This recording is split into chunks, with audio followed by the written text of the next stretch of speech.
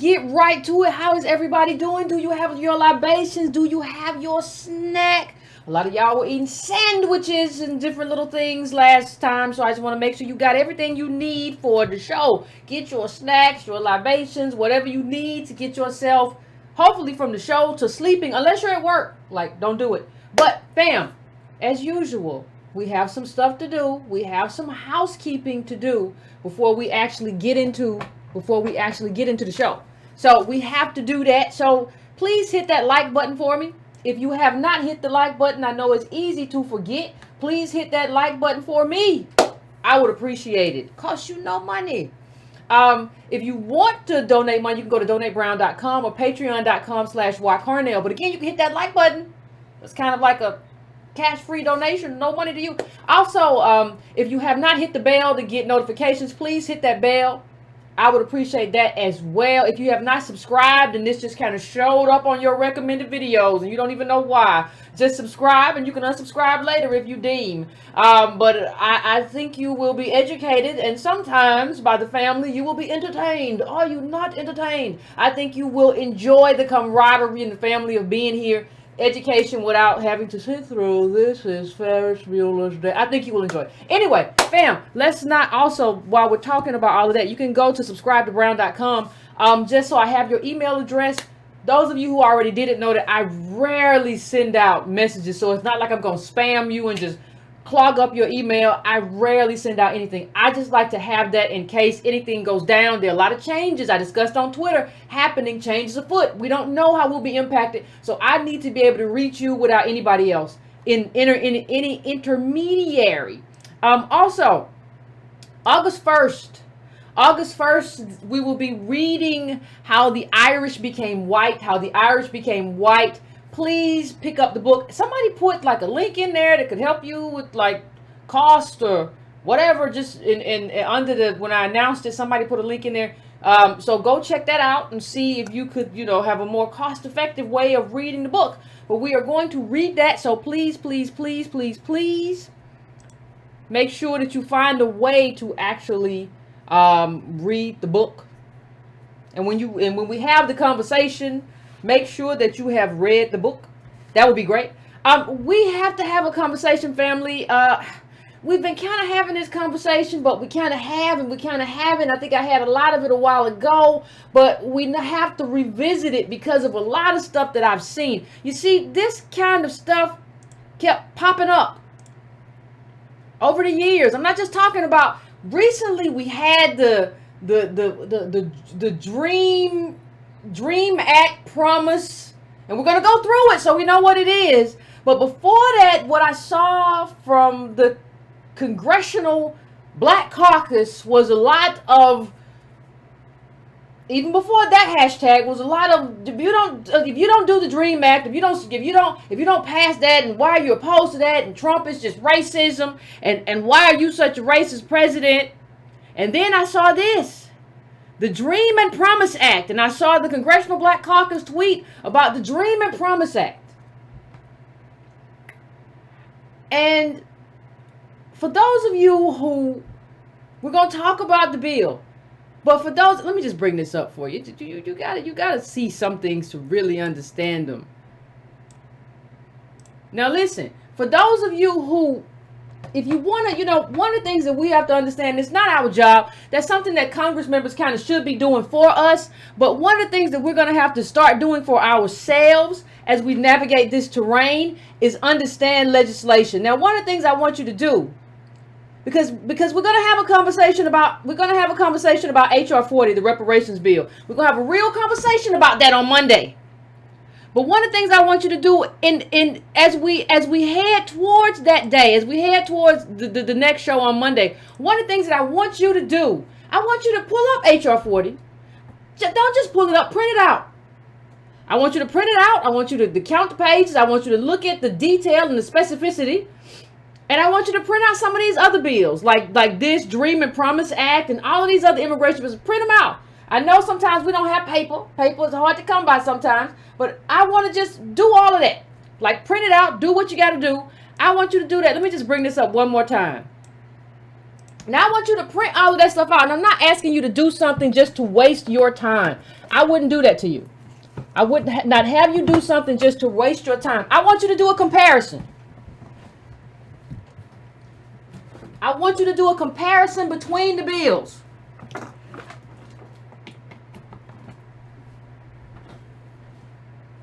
And I want you to tell me which bill looks like a serious bill. I'm talking about in terms of specificity.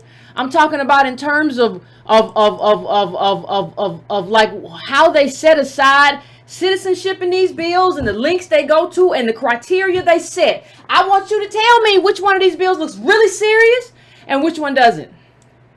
And when we have this conversation, I want you to be able to make comparisons between this. And while you're there, listen, you don't have to stop right there. You can go. You can actually go look at a few other bills. Like, make it a habit. Make it a habit of looking at the bills that your congressperson has sponsored and co-sponsored.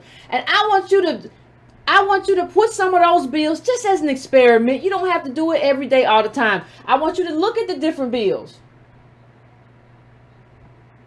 I want you to look at them. I want you to look, the Congressional Budget Office has estimates about how much these bills are going to cost. Ours doesn't, of course. It's just a study. Just in the HR 40 doesn't. But I want you to get into a habit of doing that. Because once you do that, you'll get a habit of seeing how we're represented, or should I say underrepresented. So I saw this, and I saw all the tweets and everything coming out about the Dream and Promise Act. And how could you all basically, the CBC made me do a show about this basically. How could I not? How could I avoid it? You all have mustered a drumbeat here of enthusiasm for this. But most of you have a majority or close to a majority black district. And this is how your constituents are living. But you have mustered something for this. And I realize part of what's happening. I realize part of what's happening is something they call mission creep. If you ever been in one of these, sometimes it's a nonprofit. Sometimes it's an actual corporation where you have a mission and the mission creeps away from you and the mission gets away from you and you lose your way. I was reading an article about J. Crew and they were saying something to that effect. Not that they lost their way in that sense, but they're supposed to have well-made clothes, and then the CEO started cutting the cost or whatever. And you see this sort of thing is what you got out of, right? And you see other people don't have that. So somebody sent this to me months ago, like maybe 2 months ago, and I thought about it for this show. And shout out to whoever sent it to me. It was so long ago that like 2 months ago, I don't remember it. But shout out to you, because you're right. If you look at the Black caucus and the Hispanic caucus, if you look at them, I want you to tell me. So I want you to look at their Twitter. This is their Twitter accounts, and I want you to look at the mission of the Black caucus, and I want you to look at the mission of the Hispanic caucus, and I want you to pay close attention. The Hispanic caucus is very clear. The 38-member Congressional Hispanic Caucus advocates for issues important to Latinos via legislative process in Congress. Period. The end. We advocate on behalf of issues important to Latinos. And bravo to you. That's what you should be doing if you're here. And that's what you over there for. That's what you should be doing. You understand your mission. You own your mission for your people. They should be electing you and getting you reelected. We advocate for Latinos. What you want? That's what we're doing. That's what our caucus does. Now, I want you to look at the Black caucus. The conscience of the Congress since 1971. We are the conscience of the Congress. It doesn't say anything about black people. It doesn't say anything about ADOS people. It doesn't say anything about advocating for our issues through legislative process. It says you want to be the conscience of the Congress. You want to be the Pope. You want to be some kind of spiritual leader, I hear. Listen, let me tell you something. Let me make this very clear. This is a mission problem. And part of the problem that ADOS have in this country is that we've always viewed ourselves as the conscience of America. Let that go. We can't be that. You can't be the poorest bottom caste group and be the conscience of America. You have to advocate for your group. The Hispanic caucus understands that. Somehow we don't. And look at that too. The Hispanic caucus has about half of what we have in terms of likes on Twitter. I mean, I subscribe, whatever you want to call them. What I'm telling you is this. Politics is not church. Moralism is not politics. That is not who we are. In terms of politics, sometimes you can't be the conscience of anything. Sometimes you have to be vicious and ruthless. That's just what the game is. We didn't make that game. We got to play it. We didn't make the rules, but we got to play it. We can't afford to be the conscience of anything, to just be running around and doing what is morally right. I am not your pastor. I am not your preacher. I am not your nun. I can't do that. We can't afford to do that. There was what's the poet's name? I think his name is O'Donoghue, who said something to the effect of he's passed away, but he said something, somebody asked him a question and he said, what do privileged people owe the world? And he said something to the effect of integrity, total integrity of everything they do. But we're not a privileged people. That's what the rest of America owes us. We're not privileged. You don't get to be the conscience and talk about rightness and wrongness and act like a philosopher in this space. That's the first thing. So that is why all of this is a problem for me. But I want to go through this because this is the House Democrats just passed the bill to give Dreamers a pathway to citizenship. Now I want you to also while we're doing this, I want you to understand the importance of language. I want you to understand the importance of language. Before this, you had people, and please understand how the Democratic Party has moved before we get to language and how this went from illegal immigrants to undocumented immigrants to all of a sudden everybody's a dreamer. The people under 18, okay, fine. I want you to understand something else though.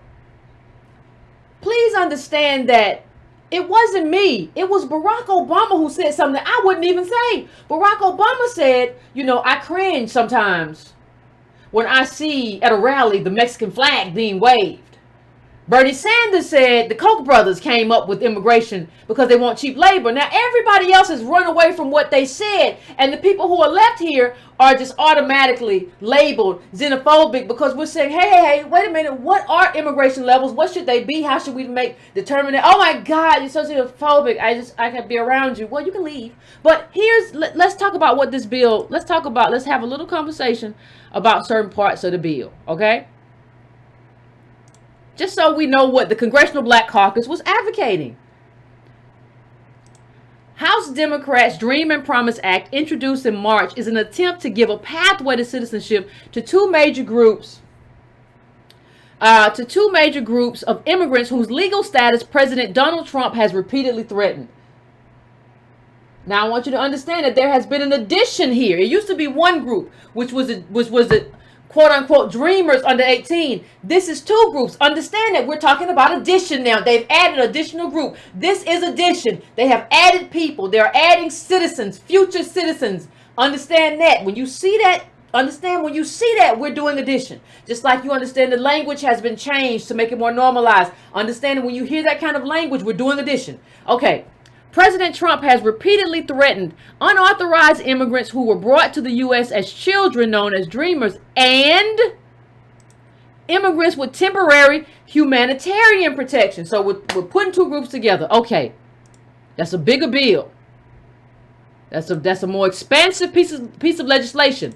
Now, what's in the Dream and Promise Act? The Dream and Promise Act is essentially a more expansive version of the mainstay Democratic immigration bill, the Dream Act.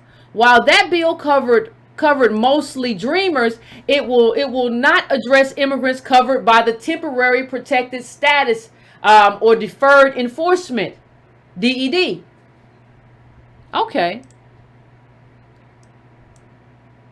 We moving.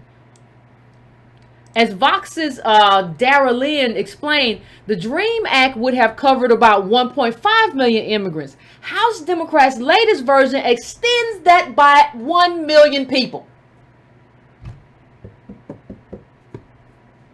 1 million people. It extends it by 1 million people. That's a lot of people.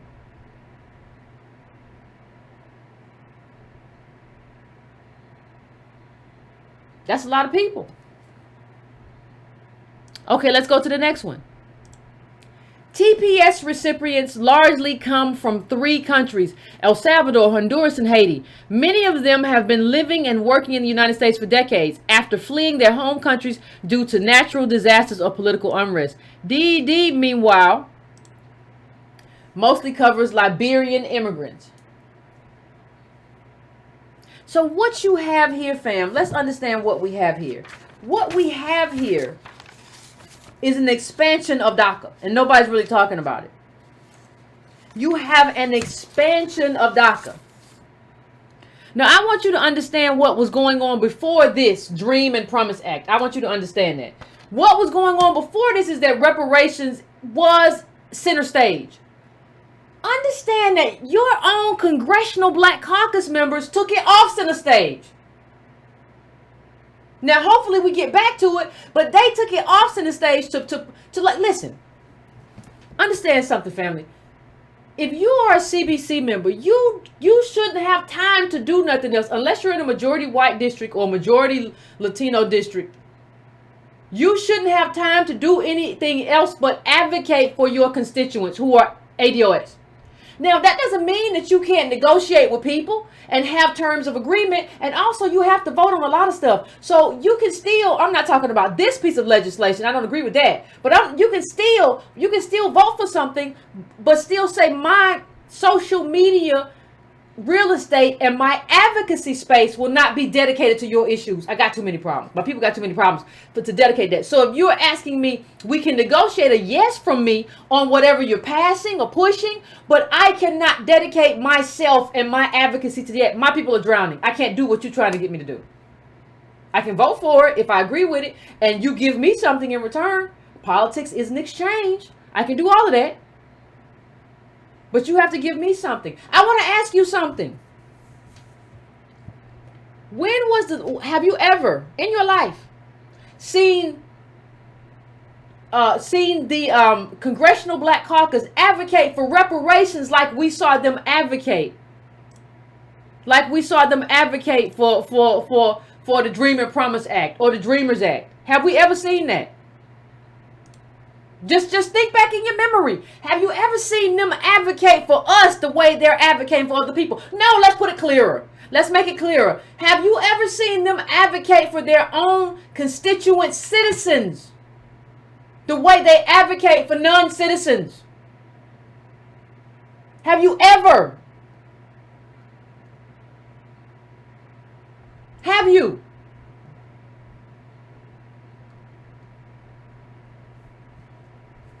Have you? I'm just asking.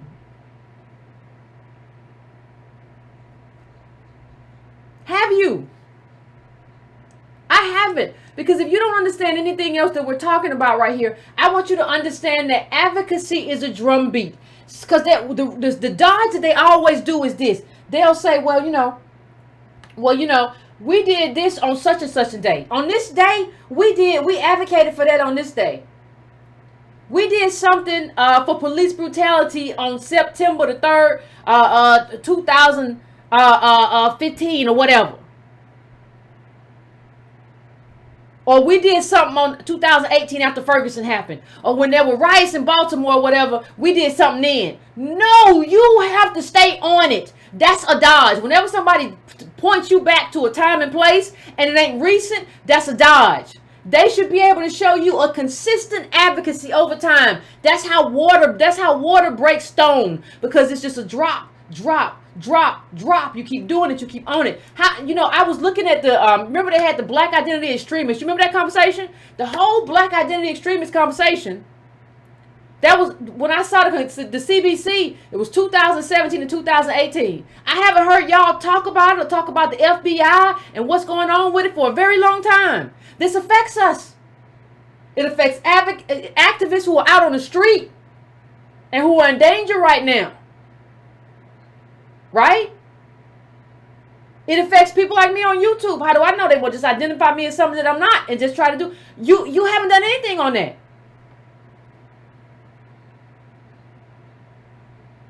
You saw Representative Marcia Fudge, who we gonna get to. We gonna get to you, Miss Fudge. We saw her run away from somebody who asked her about reparations. An ADOS person asked her and she ran away, put a little hand up. No, I ain't gonna do. We gonna get to you too. We know what you did do, Fudge. We know what you've been involved in. All y'all throwing away your own constituents because you think you somebody, but you ain't nobody in this America.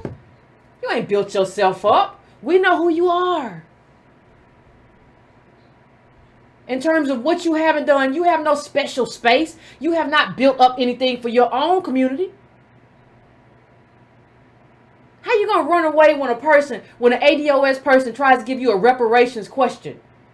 I bet if somebody came up and asked you a DACA question, you'd have been like, well, let me talk to you. I really want to hear what you say. And I have always been in favor of the dreamers, but you won't say nothing to us about reparations, about what you're doing. You won't have that conversation with your own people. Advocacy is a drumbeat. And the CBC has power. They just won't use it for us. Well, you might ask, well, Yvette, if they won't use it for us, who are they using it for? Can we rewind to 2014? Let's just rewind. Because I have a long memory. So let's rewind to 2014. When there was a civil war in the CBC over scoundrels. Right? There was a civil war because you had CBC members who were basically doing the work of Wall Street because they were getting donations from Wall Street. And you had their staffers who wanted to see them come up because, we got a lot of little ambitious critters who don't really care about how they give back, just want to see their member come up so they can come up too. Ambition without obligation is a problem. You are obligated to us. Your ambition should reward your constituents. It's not for you alone.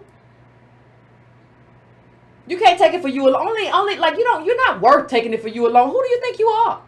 What do you think your contribution is? What do you think your capacity is? We put you there.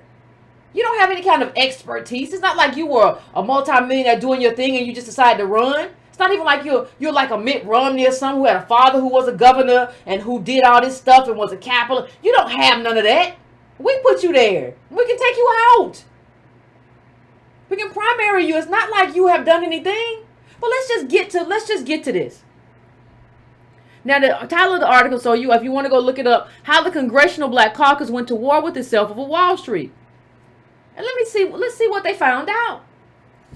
From sources inside Congress and government agencies, we obtained a satchel full of CBC letters sent to various regulators. These aren't the types of missives that are blasted out as press releases. There aren't many politicians who want public credit for championing Wall Street bankers.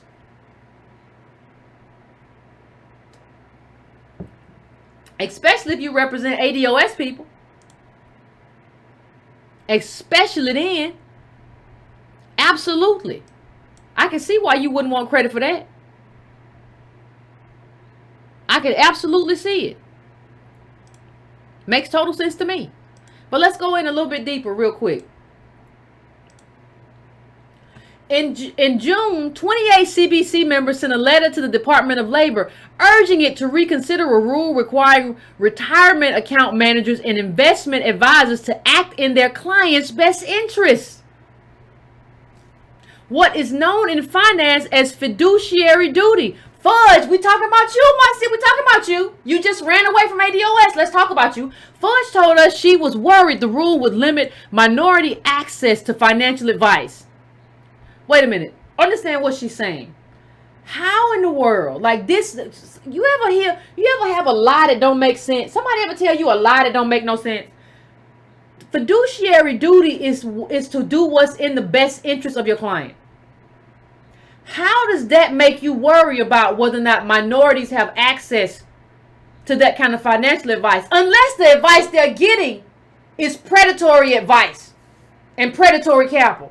capital and predatory investments. What are you talking about, Fudge? Now let's go on. But the letter was actually written, the letter that Fudge sent, the letter was actually written by Robert Lewis, a lobbyist at the Financial Services Institute who forgot to scrub his metadata from the document before circulating it around the Hill. So hold on a second. Hold on a second. You aren't even writing your own stuff. You are taking stuff from lobbyists. You took a letter from a lobbyist and you pass it around as your own. And if you read that article, she says she don't even know nothing about finance and financial stuff. She leaves that, we leave that up to the people on the Financial Services Committee because we don't know nothing. We don't do nothing. We just trust them. We don't know nothing. But you're going to run away from an ADOS person who tries to question you about who you are and what you're doing. Is that what we're doing? That's what we're doing?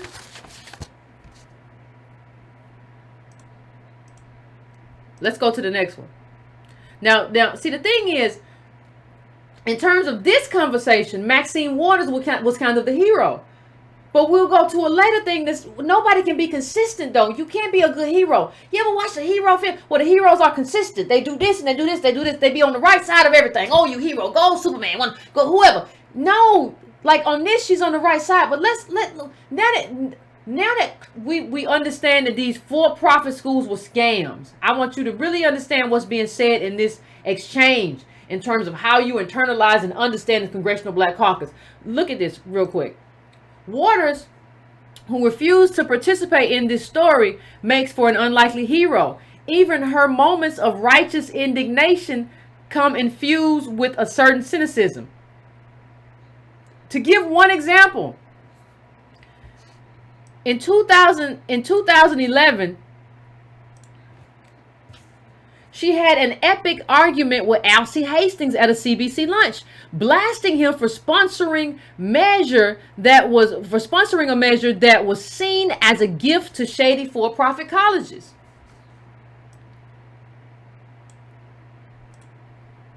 What was more embarrassing than selling out, Waters told her assembled colleagues, was selling out cheap to nickel and dime scammers like the for-profit college industry. So if you're going to sell out big, baby. You can sell out, but you're selling out real cheap. So are we having an argument here about the price of selling out? Is that what we're doing? Are we having that argument? Is that what we're doing?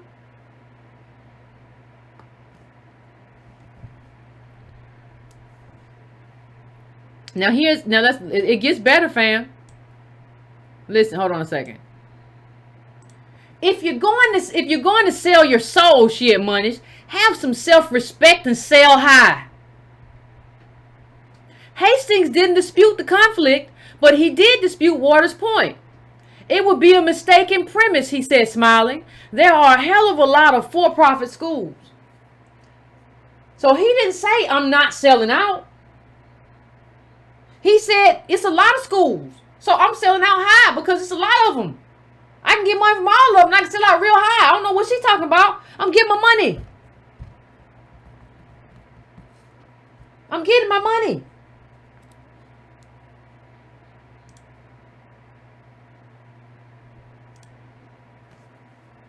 Again, this is the title of the article. It's from a while back, but it was a very good article from 2014. It was a very good article. Go back and research it. You got Negroes out here talking about whether to sell out high or low.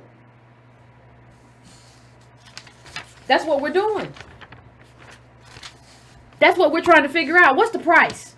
What's the price of a CBC member? What's the price?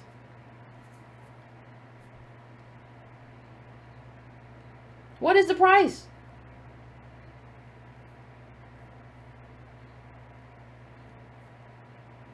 Have some self-respect and sell high.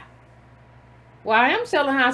Now see, when you look at Alcee Hastings now, look at him in retrospect.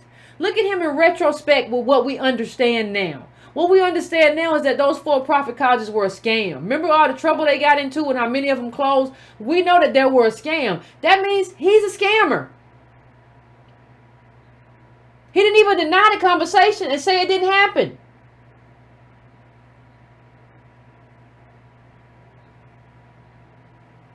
He didn't say, I didn't say that. He said it. These are the backdoor conversations happening. And understand something else as we talk about this. Understand that everything is not about the bill that gets passed. It's about the regulation. So what happened is you got some bills passed, but what happens is behind closed doors you can take the teeth out of a bill, right? So it's just gumming. You can take the teeth out of it.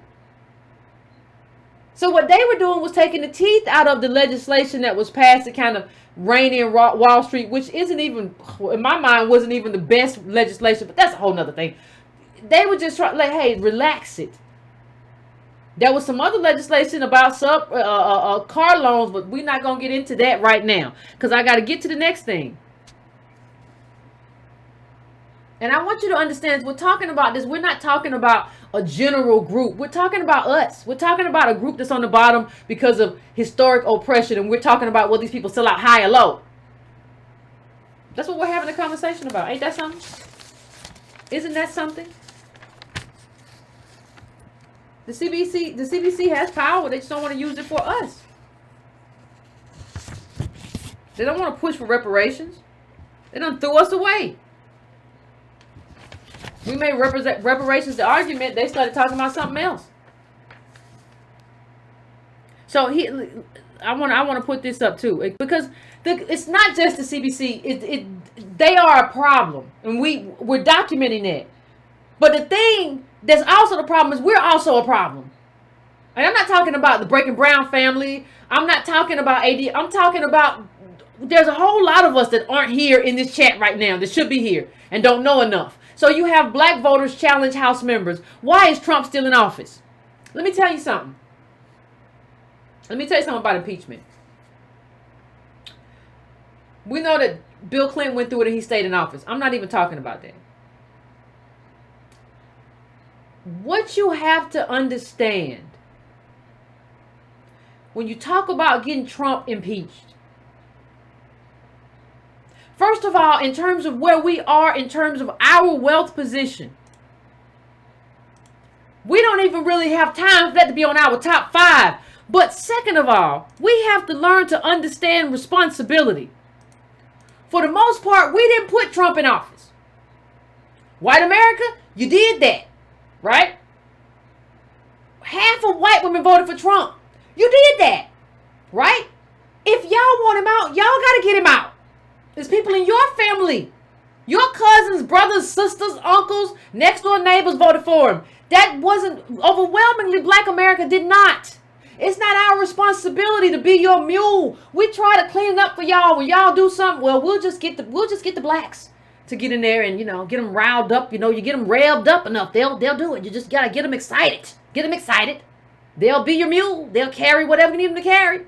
So let's go a little deeper into this article. Let's go a little deeper into this article. This New York Times article. Moments after the special counsel Robert Mueller III wrapped up his appearance as at the Justice Department on Wednesday, Representative Dwight Evans stepped out of his district office in a black working class neighborhood here to visit with local business owners. They had one question on their minds: why is President Trump still in office? Well, you're just crazy. I don't understand. Is that your one question? Like you don't want to know about SBA loans and the number of SBA and why I don't get it and how can I expand? That's your question? As a business owner, that's your question? Mr. Evans, a Democrat who began calling for Mr. Trump to be impeached long before Mr. Mueller issued his report, was not surprised. The issue that I hear constantly here is, we sent you for one reason only, to get rid of the president, right? Why haven't you gotten rid of him? Is everybody, hold on. Is everybody not okay? That's not why you send your Congress member to Congress to do something for you and your community specifically. That's why you're sending them there. You're not sending them there to do something generally good for the country. I don't understand why why ADOS can't be self-interested. Why do we have such a problem? And I bet you, like, see, our lives got worse under Trump because Trump zeroed out the programs that impacted us the most. And we're getting less in terms of our refunds, and we use all of that to kind of patch up a life. It's not an American life, but it's a life, right? Stay alive, survival. That's what we do. We use all of that to stay alive. Like, we use all that, and Trump zeroed all that out, from HUD to the programs after school and his budgets and all that stuff. We understand what Trump has done to our lives. ADOS family here, we understand. I don't even know if the people who he's talking to really understand that. They've just heard on TV that, like, that's what's supposed to be happening. But understand something. Your life wasn't good before Trump. Trump just made it worse. There has to be some legislation put in place by whoever takes over after Trump. Because whether Trump is gone now or 4 years from now, he's gone. You have to start talking about what happens legislatively and what you want, whoever the new president is, whether it's Trump, whether it's whoever takes over. I don't care whether it's Elizabeth Warren or who. It don't matter to me. You have to start talking about whoever takes over right now. And if Trump is gone in 4 years, you have to talk about whoever takes over. What is your black agenda going to look like? Stop talking about it like your life is going to be made wonderful or you're going to be made American because Trump is out of office. That's not what happens. Stop being propagandized to where you can't even see your nose for your face, and you don't understand what your own agenda is, and you don't understand what your own interest is. Stop letting everybody else tell you and dictate to you what your agenda is or should be. So you go here. A number of prominent African American lawmakers, including Representative Maxine Waters of California, the powerful chairwoman of the House Financial Services Committee, are leading the charge to impeach the president. Mules. On Wednesday, after Mr. Mueller declined to clear Mr. Trump, 3 more signed on. Representatives Benny Thompson of Mississippi, who is understand how poor Negroes are in Mississippi. Like, Representative Benny Thompson of Mississippi, who is chairman of the Homeland Security Committee, and Danny K. Davis and Bobby L. Rush of Illinois, all are veteran Democrats. You have to understand the poverty levels for you to be talking about this on any kind of, y'all know. Tell them y'all got to get rid of them. Y'all got to do what you got to do. I do what you got to do. If you get it over here, I'll vote how I vote. If you bring it over here and he impeachment here, I vote how I vote. But I'm not making this my main issue. My people are starving. I'm not saying I won't vote for impeachment, but I'm not going to be using all of my political capital and talking to my people and getting them revved up and making them think life is going to change and the only thing that's making their life difficult is Trump. No, America makes your life difficult. American politician, American policy, American life. This is not just a Trump issue. I don't know. Black people running around here like they just got poor once Trump got in office. No, you're poorer. You're poorer. You're not just now being black because Trump got here. You've been living this life for a long time. You know, you have to understand, Obama, the SBA loans were 1 point something % under Obama. It was higher than that under George W. Bush. Obama created 10 million new white millionaires while black wealth was demolished and destroyed. That's what happened. But that shows you what was possible and what is possible. But you can't do it if our lawmakers and our politicians and our people are scattered. And I just want you to look at the bottom of this quote from that article. You can go back and read it yourself if you want to. It says, there is a huge dislike for this president that the first thing I get from them is to impeach him. I don't listen, black people, stop focusing on what you like and what you don't like. Stop focusing on what you like and what you don't like. I don't want none of these people to be my friend. I don't care. I don't care whether or not I like you. You gonna be gone. And We didn't put him in there. But either way, Black America didn't put Trump in office. Y'all did that. White America, you did that. Fix your mess. We tired of fixing your messes. But he's either going to be gone in 2020 or he's going to be gone after the second term. Either way, he's going to be gone. The question still lingers. You can't look at it as a victory just because he's gone. What is the agenda?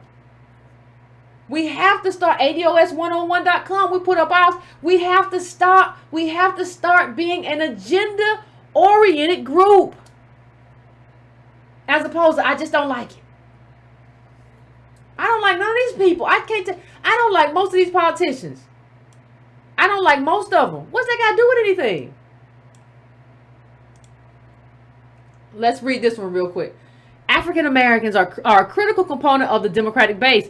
They make up slightly more than 13% of the population, but account for nearly 1/4 of Democratic voters, according to Jeff Garin, a Democratic pollster. They are also an outsized force in the House Democratic caucus, which has more than 50 African Americans. There is only one black Republican in the House, Will Hurd of Texas. So that lets you know that we do actually we haven't been replaced yet. We have some power to do something with. We're just misusing it and squandering it. It says last week, another caucus member, Representative Sheila Jackson Lee of Texas, introduced a resolution that will authorize the House Judiciary Committee to investigate whether sufficient grounds exist to open an impeachment inquiry. That is one step short of an outright call for impeachment. But last year, Ms. Jackson Lee voted in favor of an impeachment resolution introduced by another black lawmaker, Representative Al Green of Texas. Listen, I don't know how to make this any clearer, but you're supposed to be on the reparations push. What are you doing? What are you doing? You just like to see yourself on TV. Because this is what people want to talk about. Like, people want to talk about this a lot, even more than the reparations discussion, of course. So when you introduce this, then people invite you on to talk on TV, and everybody loves to see themselves on TV. I don't understand the ego. See yourself on TV for what? You're not doing anything. Certainly not for the people who are ADOS. This is a sham. You basically thrown us away. And so you sent out a dear member letter to get more people on HR 40, and I have a whole lot of problems with HR 40, which I talk about on Monday. But you did that, and then you brought back to Mueller.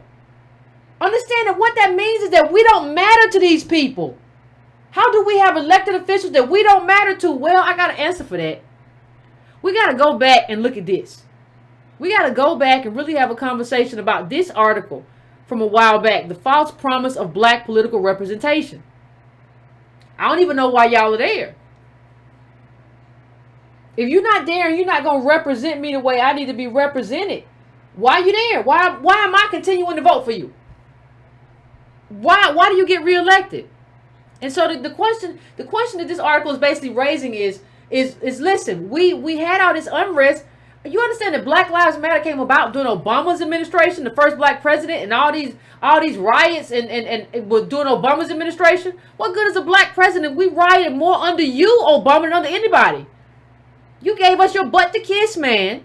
So when you look at this, look at the mayor of Baltimore and a majority of his city council are black. So are 45 members of Congress, an all-time high. And at the end of Pennsylvania Avenue, this was an older article, so is the current occupant of the White House. Why all the turmoil then, at a time when blacks finally seem to be enjoying the fruits of democracy? Because the fruits of democracy ain't the same as the fruits of wealth and any of that other stuff. And it ain't even our democracy, since these people don't represent us. But let's go on. In a recent study, I analyzed group political power at the federal and state levels. At the federal level, I relied on a remarkable database compiled by Princeton political scientist Martin Gillens. It includes responses to thousands of survey questions. from the last few decades. Crucially, it also tracks whether each policy referred to by a question was adopted by the federal government over the last 4 years. At the state level, I measured people's ideologies using exit polls that ask whether they are liberal, moderate, or conservative. And I assessed state laws using an index of overall policy liberalism created by another pair of scholars. And this is what he found out. A support for a policy rises as support for a policy rises within the black community. The odds of it being achieved decline. So the more we like it, the less likely it is to pass. At both levels, I found that blacks hold much less sway than whites. For example, a federal policy with no white support has only a 10% chance of being enacted, while one with universal white support has a 60% shot of adoption. But while a proposal with no black support has a 40% chance of becoming law, one enjoying unanimous approval has only a 30% probability of enactment. In other words, as support for a policy rises within the black community, the odds of it being achieved actually decline.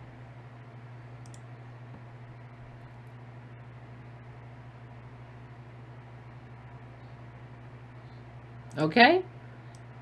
Think about that.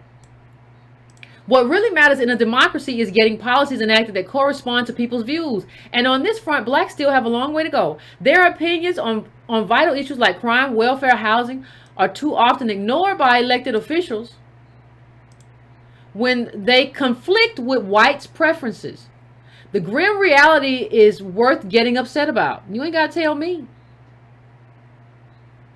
One answer is that the appearance of black political clout is deceiving. Despite their political gains in participation and representation, blacks continue to fare worse than whites in converting their policy preferences into law.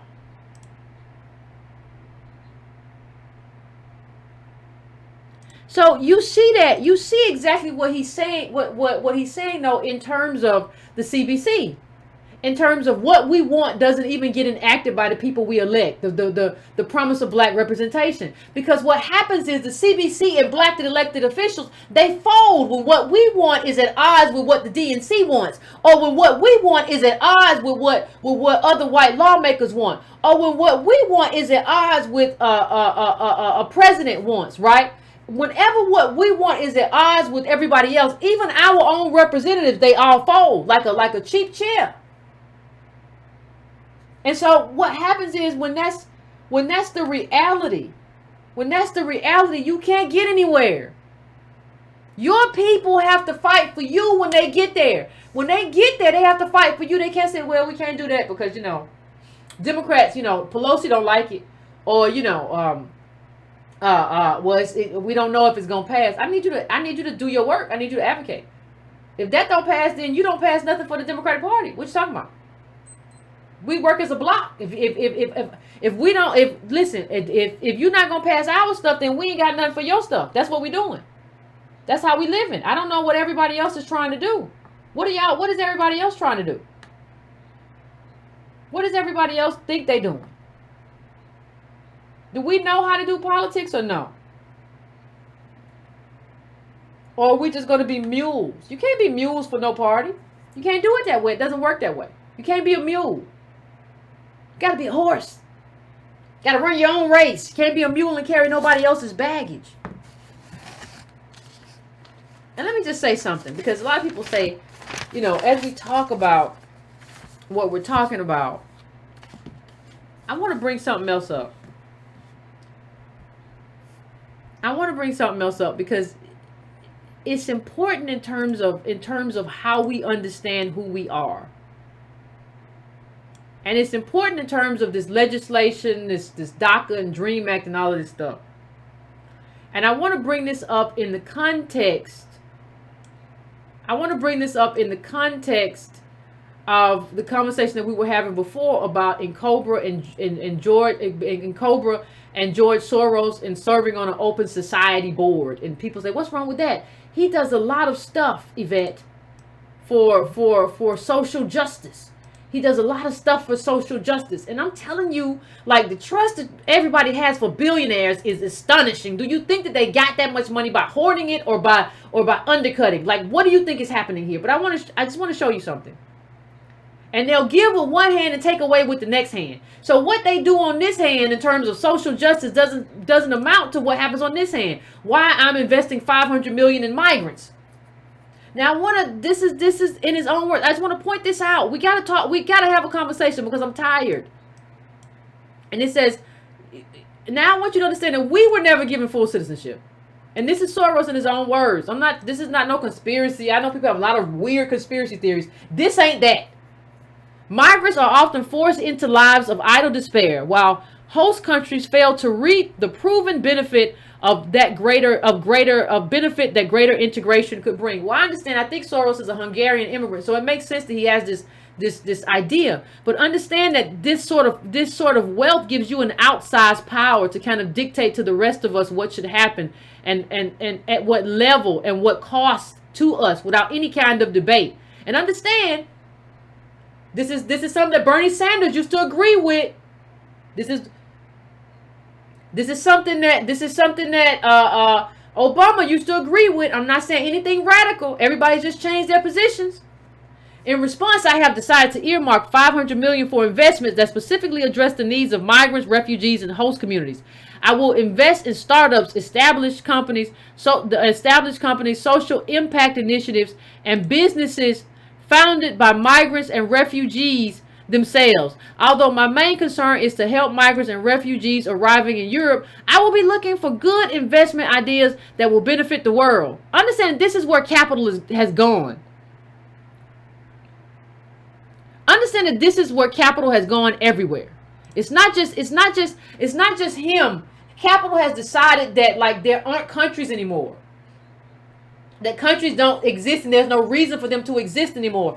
What that does is that everybody gets to skip over us. So you haven't made us citizens. Nobody has invested in us in any real and meaningful way. But you're going to skip over that and make other people citizens. So you're going to skip over what is owed to us and add in 2 million additional citizens without any kind of real input. That's what you're doing. This is a problem. This is a problem. I don't think people understand. We haven't even integrated yet. We haven't integrated yet. You think we have. We really haven't. We haven't integrated in a real way. We haven't been, when I say that, I mean being made American. You can't tell me that, like, well, everybody gets to reap the rewards of migrants. No, America hasn't done right by me. We're not at that space yet. We're not at that point. You haven't done right. See, the thing is, like, even when you talk about Soros and his justice initiative, I don't even know what he understands about race.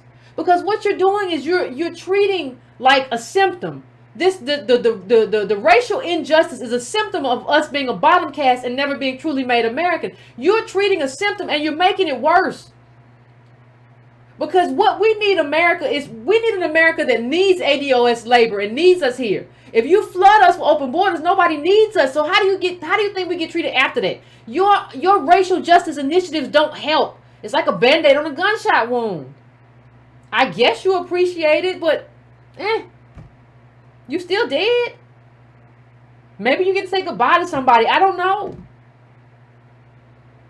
The end is still the same though. It's slow burn versus, it is what it is. And what you have in terms of the reason I bring up the whole Cobra conversation and I bring up this clip is because you were in that open, I want to know, you were in that open society foundation or whatever. And I want to know, do you not understand that we have a claim? And do you not understand that this kind of open borders claim is in opposition to reparations? Because you also bring in a group of people who don't owe you anything. And who don't really understand the history of America and what is owed to us.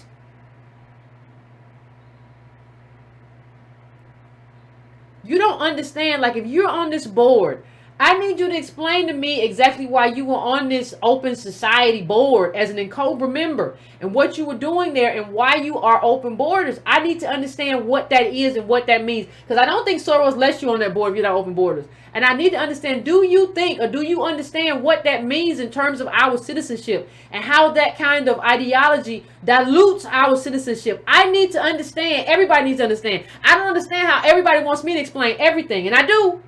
Because I understand that's what's demanded of leadership. You got to explain yourself. But nobody makes other people explain anything. Do you not understand what this means to citizenship?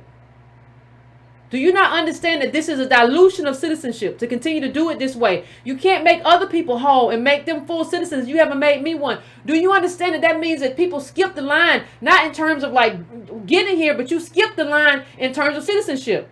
You get to be made white and made before me. This is a problem. I need that to be addressed. And ADOS, hashtag ADOS challenge. I need to know where you paid. Was anybody paid for what they're doing? This is a billionaire. I need to know. Like, we have a lot of questions for me.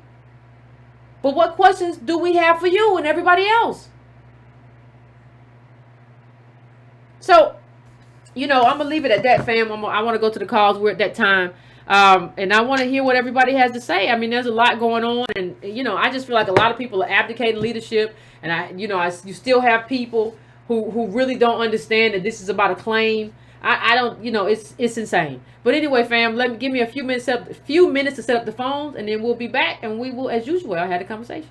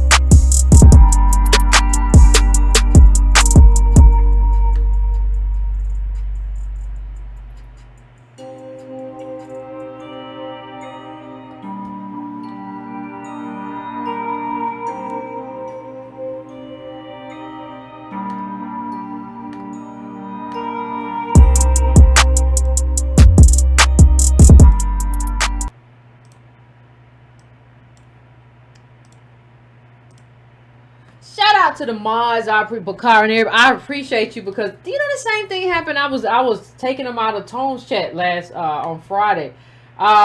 People so crazy. If you want to be a mod though, because I see my people out there working real hard. Send me a message at editor@breakingbrown.com, and of course I'm gonna go back and check the episodes in the chat and make sure you've been here and been a supporter for a long time.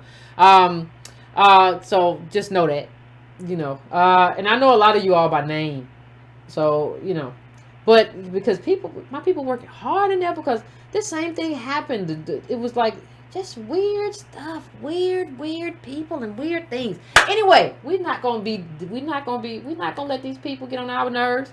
You are not going to do it today. You might do it another day, but today we're not gonna let anybody make us feel how we don't want to feel. Nobody's gonna make us feel how we don't want to feel. We won't want no parts of that.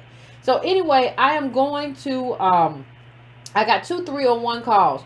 So I'm going to 3015 first. 3015, I'm coming to you. What's your name? Where you calling from? What's on your mind?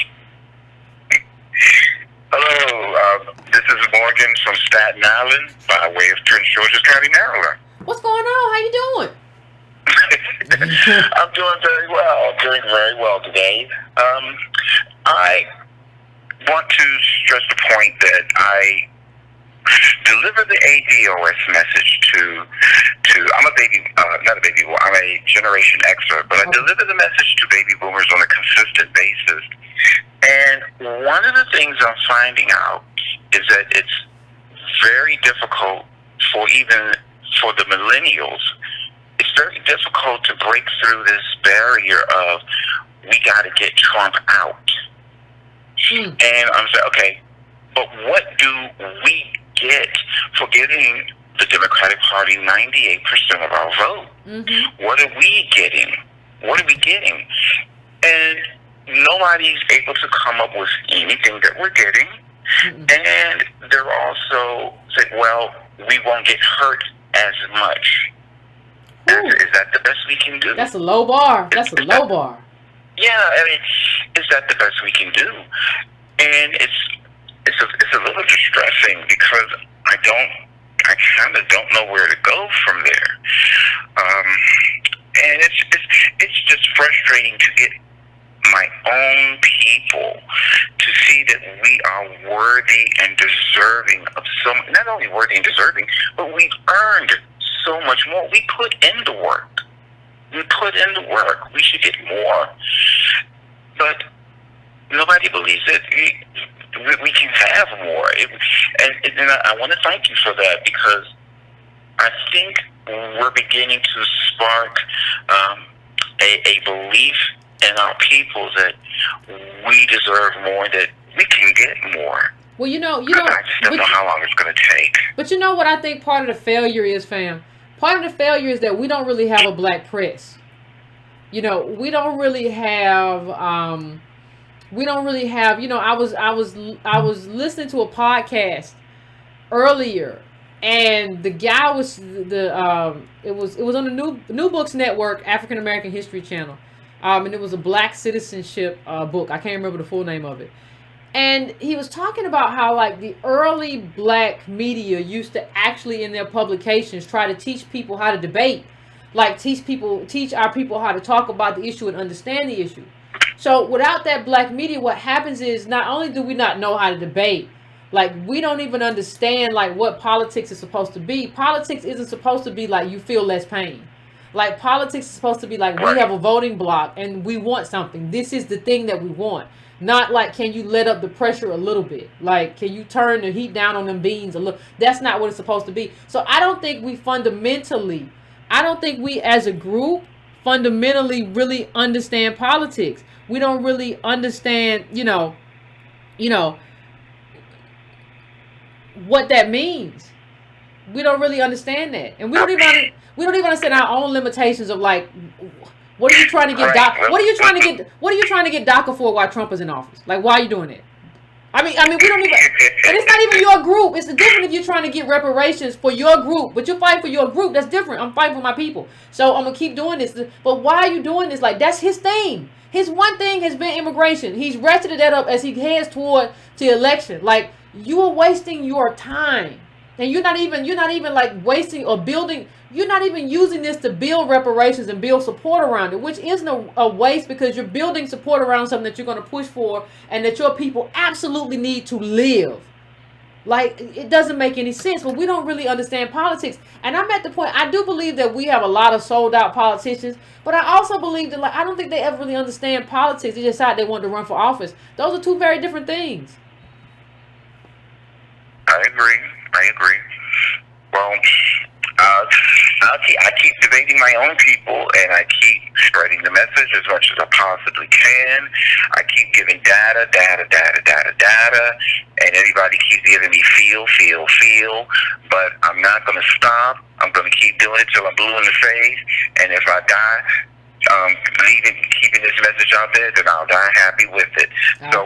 Keep up the good work, sister. And I love my fam. We love you back. We love you back, fam. I appreciate it. And guess what? Everybody's gonna learn. Like, everybody's like, all these people, well, it's gonna be, it ain't that's bad, but they gonna learn. Like, everybody's gonna keep passing you. Like, on this wealth scale, everybody's just gonna keep passing you. And not only that, you're not gonna be able to survive. Like when your cousin who is on drugs, bless his heart, runs into your kitchen on Thanksgiving and grabs a turkey and runs out the front door. Don't be like, well, Yvette, you're gonna have to buy another turkey. I ain't buying nothing. I'm just gonna go home and it's Waffle House open. I'm not doing it. I'm not doing it because you don't want to discuss race. Him grabbing the turkey is race. That is what blackness has been. That is what it has meant. And you're gonna have some other people. While you chasing him with the turkey, this one over here is in your pocketbook. It's in your pocketbook. I ain't finna fight her. I'm just telling you, it's in your pocketbook. Now I got to go. I can't stay here for this. And there's a lot of stuff going on in this house. Everybody's going to start to feel it because the programs and all the stuff that kind of undergirded and made it relatively palpable, that's gone now. That's finished. So blackness is about to come down hard. And it's not enough. What you're getting right now is not enough. It's not enough to be able to live. So everybody who's telling you, well, we just got to get Trump out of it, they're going to feel it. You just can't be the one to pay for their pain though. Like, they're gonna be looking for somebody. Well, I know we talked about it and I know what you said, but now I just need you to pay this copay. If you don't go on with yourself, go on, girl. Anyway, I'm going to 734. What's your name? Where you calling from? What's on your mind? Turn your background down. Hey, Yvette, this is Kevin from Detroit. What's going on, Kevin?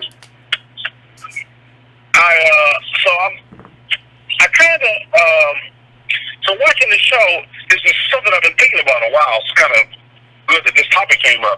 But I was wondering, do you think that ADOS should kind of try to branch off into the political arena as far as like trying to get people to run for local office, maybe state office, to maybe give us more of a legitimacy nationally? I mean, you can't argue that a person who's running for office is a Russian bot in the same way that you might be able to if you just write us all off as people on the internet. You know what I'm saying? Well, see, let me just answer your first question first. The thing is, we've had a lot of ADOS people show up at places. We've had a lot of them have meetings with officials. So there's no way to really say we're bots anymore. We've had too many people meeting with too many other people to say we're bots. That's why that narrative went away. That smear went away because we started showing up. So you can't say that no more. So that's out the window. But what I would say is this. In order to do what you're talking about, and I'm not saying we shouldn't do it or we can't do it. I'm saying that, like, you have to have wind at your back to do that. And one of the things I look at my subscriber number and Antonio's subscriber number as kind of an indicator. How many million black families do we have in America? And we only at like what, 60-some thousand to 50,000? To me, that lets me know that we don't have a critical mass to really understand what's at stake. We don't have a critical mass. Now, how is this possible? How is this possible that we have this few people who are having this conversation? Right? How? It doesn't make any sense. But you have to have, in order to really do what you need to do in that arena. I'm not saying, and I'm not discouraging anybody from running. Like, understand that if you feel like you can do that in your particular state, in terms of, especially if you're local, I'm not telling you not to do it. And I'm not telling you that. I'm telling you that, like, in order to do it as a mass movement, though, as a group of ADOS running, you have to have like a lot of support. And what I'm seeing is that even with the popularity of Biden, I'm seeing that there's a real solid group of other people, other ADOS people who are on a totally different page. And that's a problem. They are a problem. Yeah. And so then my next question was, kind of still linked. Do you think it might be useful for us to eventually try to set up, like, I know I've seen like online, some people have like ADOS Georgia meetings or whatever. Like, should we consider trying to set up some type of apparatus where we do have an organization on the local level that we might be able to organize events or events? But there are already people doing. People have done that from the chat. People have done that from like. Yeah, that's what, like I've seen people doing that. But should we? Do you think we should try to do something on a more like? No, it doesn't. You know what? There's always this idea that like if you make it more formal, that's gonna matter more. Like if you formalize it, like there's no, it doesn't. Like Black Lives Matter has official chapters, like right now, and like I'm not saying some of them aren't trying to do good stuff, some of them really are, but like that doesn't make something more effective. What makes something effective is the strategy and the number and the win behind the sales. That's what makes it effective. Like it doesn't have to be codified by the gods. Like people are moving and doing things, and that's what they should be doing. As long as they stay aligned with the message that we have set forth in terms of these conversations that we have had and are having, and stay anchored in the data and not emotion and not their feelings and everything else. That's what you need to do. And what they're also doing, you know, in terms of it's learning politics, like learning politics on the level that they're learning it right there and having the conversations so that they know. That's how you build up that political muscle. You have to learn it, and people are learning it. But it doesn't make like, well, we'll put up a site. No, that doesn't necessarily make it like better. People are learning the skills that they learn, and we'll move forward. But we need some wind in our sails.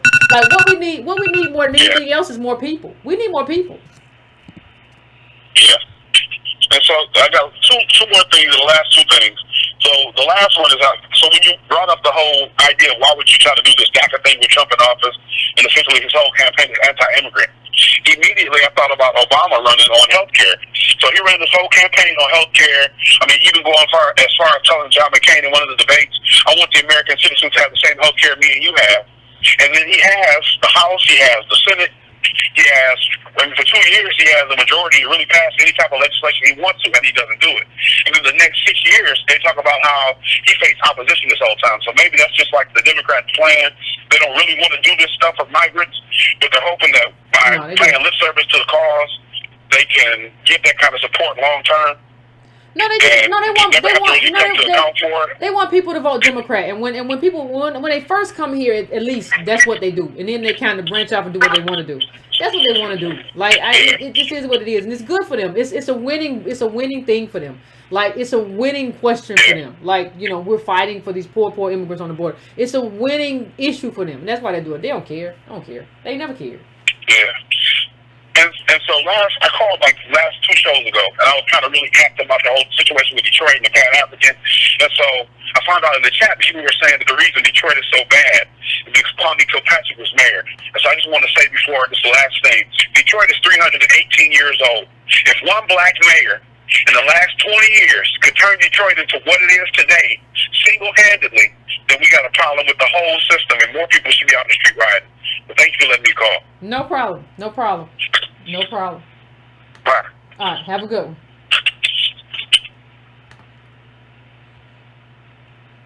Okay. 310, what's going on? Yeah, what's up, man? This is Tone Talks. Yeah, it's interesting, the whole discussion, because so much of this points to, like, I just don't know if we as a race understand, like, what it means that we're wealthless, and like the limitations that come as a result, and why reparation is not just like a bonus. It's like it's a debt that you need to be able to be here and be what you should be here, what you want to be, which is, you know, have a middle class to upper middle class life. And so I bring that up in the context of just these questions sometimes that come about, like, why don't we run somebody for office or something? You know, it almost brings me back to like the T-shirts thing with you. Yeah. Like, you know, Yvette selling T-shirts. No, Yvette sold a couple hundred shirts to the local people in the audience. Yeah. She didn't sell 1,000 shirts. Nope. And I'm not saying that the last caller said that, but I think one of the things that I'm starting to see is a severe lack of understanding, even amongst ADOS, of what I'm telling you with this data. It's not about it being over or being a burden of bad news. No, I'm just telling you the truth. The bottom 50% controls 1% of the wealth. Everything you want, you need to be in the top 15%. The only way you can jump there is reparation. 1, 2, 3. And so, like, I don't know how you want to do all the stuff that comes from being in the top 15 before you get reparation. Because we would have to unseat somebody that has $1 million donor behind them to be able to run them. We would have to have, even like the donations, I live on my work, and I appreciate y'all donations, but it's not this number that's believed. It's like relatively small, enough to pay student loans. And so, like, it's just like this belief in, like, power that really, let's talk about it. Let's be more specific. I want everybody in the chat right now to tell me, you said if you got a kid or you got 2 kids and you married, do you have a 529 plan for both of those kids with $40,000 in it, $30,000 in it? Do you have a life insurance policy, $250,000 or more? Do you have $60,000 in the bank in just cash? I'll even take cash in stock. Do you have a net worth north of $140,000? This is just baseline, just at the middle of America type stuff. And what's interesting is, like, none of the people have that. And, like, nobody understands the consequence of that, because we just gonna talk about it like that don't matter until it matters, and then our divorce comes. And I'm saying all this in the context of, if we don't have that, how do you think we're going to jump over to running for politics, like putting our own candidate? Where's this wealth? You know what I'm saying, Yvette? Yeah. And where are the people? Because even if you don't have the wealth, you got to really organize. That means you got to organize. You got to have it's still a high bar, but you got to organize people like crazy. You got to have like we will have to have like 2 million subscribers each. Like, I mean, to overcome like the money, or at least try. Yeah, let's come back. YouTube comes out with an article today that they're going to try to target channels that do borderline, like, stuff that produces you're better than the next group. Like, do you understand the risk that this woman takes even talking about this subject? The donations don't make up for the risk. No. And I'm saying this just to say, like, we come back to it, and I just find it interesting that you got people who call on the phone and can't say their name, their first and last name, and literally then pivot to knocking someone that's been in office 25. These are not people, like these CBC members have been in office for a year or 18 months. These are CBC members that have been stuck in office for 20 years. Now, I'm not talking about whether it's right, whether you should think that or not. I come back to wondering if this group has the components to understand what it takes to be an elite American that can knock someone out of politics. Mm-hmm. So, or we just watching too much House of Cards? Because the people in House of Cards that Kevin Spacey was supposed to be representing, if you remember the show, they wasn't playing when they was trying to get him up out of office over that water, over it was like a water thing in the middle of it was in the wrong place or something. Mm-hmm. That's all they cared about. We can't get this group not to stop caring about Africa. The whole climate. I guess on a lot of things, in a lot of ways, this whole discussion, I'll be talking about Jay-Z and this billionaire, him being a billionaire, and how everybody celebrated, everybody like he come from the bottom, and none of it makes any sense. Again, this, like I'm going to show y'all a chart on Friday, and I tweeted it, go check it out. It shows America against every major unequal society over the last 11,000 years. And America beats even the highest one by 20% in terms of inequality today. That's what you live in right now, as a descendant of slavery that didn't get reparations. And I just wonder sometimes if black people need to be taken back and to ask them, about the components of middle class life and whether they have any. Because I don't know if they're asking themselves that. Do you have 529 plans for your kid? Or you don't even know what that is? How you here and don't know what that is and think your kid going to college? Do you have a 401k? How much is in there? Do you have savings? Is it 30,000, 40,000? Come on, that's the low end. This is middle class. And like, because all of us just kind of live this working poor life, we live working poor, we talk real wealthy, and then we just deal with it problem by problem. And I guess I'm kind of talking this through with y'all because I'm trying to understand what y'all could be doing and what we be talking about. But it's just weird sometimes because ADOS is kind of like, me and Yvette do a show, we did a hashtag, it's a movement, we try to get y'all on lineage.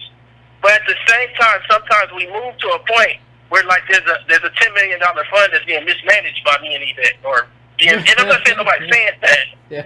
But it's almost like we start talking like there's this, like we watch too many Empire shows and, you know, we need to get to the next step where we run for president. Because this is taking too long. And it's like, hold on. You got a 529 plan for your kid. And I'm just saying, like, $5 donations are great. But that's not how you run for office during an era where they have Citizens United, where a billionaire can literally give as much as they want to any one candidate. And this isn't about being defeated. We live in an era, again, that's the most unequal in modern history ever for 11,000 years. And we try to tell y'all need to get reparations because you were descended from slavery. And we can't get the group to even understand that. Hey, man, what you think? I'm just talking. No, you're right. Like, but that's the thing. Like, nobody understands politics. And it's not even like a $10 million fund, honestly, Antonio. It's like we have a $100 million fund, and we were supposed to use it for politics, but we keep sitting on it. And everybody's like, you supposed to use it. Why you ain't doing nothing with it? Why you ain't moving with it? We gave you $100 million. Like, you got $100 million in the bank. Why you? And it's just like, no. And like, we haven't, like, it's not even like, okay, well, you don't have $100 million in the bank, but you got 5 million strong families behind you that'll show up in the streets and they'll be with you and vote for you. No, we don't. It's not even like, oh, y'all got, man, what y'all doing? Y'all got 3 million. We don't have people, or we don't have money. And understand this. You got people, and I'm not saying this about the last caller, but I am saying this about us as a general population. You in your own house can't convince your own mama or your own wife to be political, and you asking us about running for office. You ain't controlled your domain. Ooh. I don't understand what you're talking about to us. And I feel like what's happening is, instead of confronting your political issue right in front of you, you deflect it into this larger conversation of what's not happening in the bigger picture. No, we need a bunch of Lego pieces. So your Lego piece messed up. Yours is melted or smashed or crumbled. And so like when we go to you get your Lego piece, ain't no piece. And we got all that all across and we just got ideas of stuff. Yeah, we gonna be doing ADOS, we gonna keep doing the shows, we gonna try to talk about stuff. But we live in a time, and I'm gonna leave it at this again. Understand what this means. And I'm gonna talk about it in context of JB this Friday, tune in at 7 p.m. We live in a time where the bottom 50% has only 1% of the wealth. To be in the top 50% at the end of it, the very bottom, which is somebody who ain't going to college, you need to be worth $150,000, $130,000, something like that, 130. Understand this net worth. But understand this is a trick. What it means that only 1% is in the bottom is that 50%, after you get to 130 to zero, it just fall off. It ain't a lot of people with 75 and a lot of people with 100 and a lot of people with 35. I'm not saying it's none, but most of the people either have 150 or more. And those are all the white people. So all the black people have little to no wealth, celebrate this billionaire because he became a billionaire, and tell their brother who can't come over because he went to jail, and we supposed to all just do politics with this kind of makeup coming from slavery. Ooh. Come on. I'm just saying, unpack your own stuff before we start talking about politics, because that's what ADOS is. So we still on one-on-one with a lot of y'all saying that your own family don't want to hear this. That's why the show ain't growing. Yeah. And I don't know what you gotta do. But you want to blame us for it though. Your family don't listen to you. But instead of the problem is Yvette and Antonio. What? They should just do whatever. You can't convince your mama. You can't convince your auntie. You can't convince your wife, husband. Yeah, well, for that matter, when you the little shirts, like everybody has to make a shirt. They made 180 shirts, whatever, 210 shirts so far. That's it. And then we ain't put it. They said a shirt for it. It's like, why y'all selling this shirt? Y'all charge too much. Well, we're not selling a million shirts, so we gotta charge that price because that's the break point. Because that's how much shirts cost when you don't make a lot. Not only that, Antonio. These people go to concerts and all kind of stuff. Every podcaster, every rapper, everybody on YouTube is selling everything. I've been in this space since 2011, haven't sold one thing. They're selling everything. You'll go to a concert and buy a shirt, but then like here, well, Yvette, why you selling the shirt? I don't even promote the shirts. What are you talking about? Let me add one more component. This woman here went out and tried to go to a black shirt maker. See, go to Teespring, you could probably charge you less, but the shirt ain't gonna be good, and it ain't a black business. So you go to a black business, you gotta charge more because the black business charge more. But then you let boys use Teespring and y'all don't say nothing. Yeah. He's supposed to be black owned and everybody's black. But then you get mad because, I mean, just all of it don't. I guess I'll end on this. All I'm saying to y'all is, at this point, the gap between us and our wealthlessness. Can you pull up the blue lines again? Because it's just so important. We got to understand. We got 2.6. The top 10% have 75% of that 2.6. They all almost old and retirees, and they don't want to do no more politics because they good. Some of them are in the CBC. Some of them are in your own home. They don't want to do no politics. Move it over some so they can see the other side. The top 10% has 75% of the wealth. Understand that the top 20% has 90% of our black wealth. They can't see the 75 if we don't move it over. But like nonetheless, the bottom 80% has, there we go. The bottom 80% has nearly no wealth of black America. You can't do politics in an advanced society that's moving like this at the level y'all want to do politics when your whole bottom 80% has no wealth and they don't want to do grassroots politics. They don't really want to do that. They don't want to watch a show. What eventually happens is this conundrum. They're telling us, understand this, the CBC is at one hand, Yvette, follow this. This is crazy. The CBC on one hand is telling black voters, we got them on camera, that reparations is unreasonable.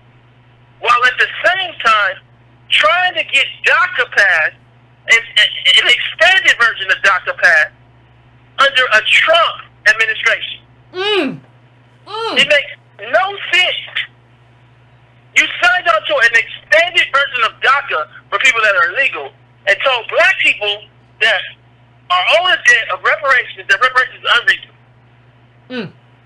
It don't make no sense. I'll leave it at that. All right, Tony, you was on fire tonight. All right, I appreciate you. Woo.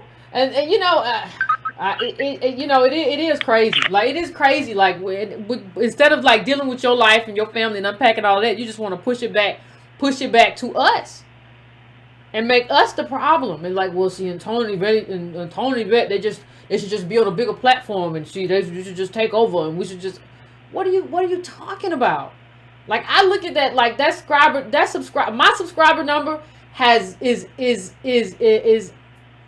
it foreshadows something for me, and it's not good, because if people were interested, regardless of whatever, like you can come here and have a wonderful political conversation, listen to me, and in the chat, like for us still to be stuck here at this number. And I've been around here since I had locks to my waistline. Like that's how long I've been in this space, and you ain't seen me that way in a long time. I've been here a long time. What that says to me is that my community, for the most part, isn't really all that interested in politics, right? And even the shirt criticism said something about how you value people that do political work. So you don't really care if like you go to a concert and somebody sells you a shirt. You don't care. Or it doesn't matter to you that black podcasters all over YouTube sell shirts and everything else and everything. But like when I do it, it's like we get judged by a really different standard. And it's just like, even with the charge, like Antonio was talking about picking the black business, but it's also like, is my time worth something too? Because like now I have to go get the shirts. I have to go get the shirts and pack up the shirts and mail out the shirts. That's what happens when you try to do something locally and try to funnel that money to a black. That's what happens. That's the cost of it. Like everybody wants something, but nobody wants to pay the piper. And like I see that. That's what I see.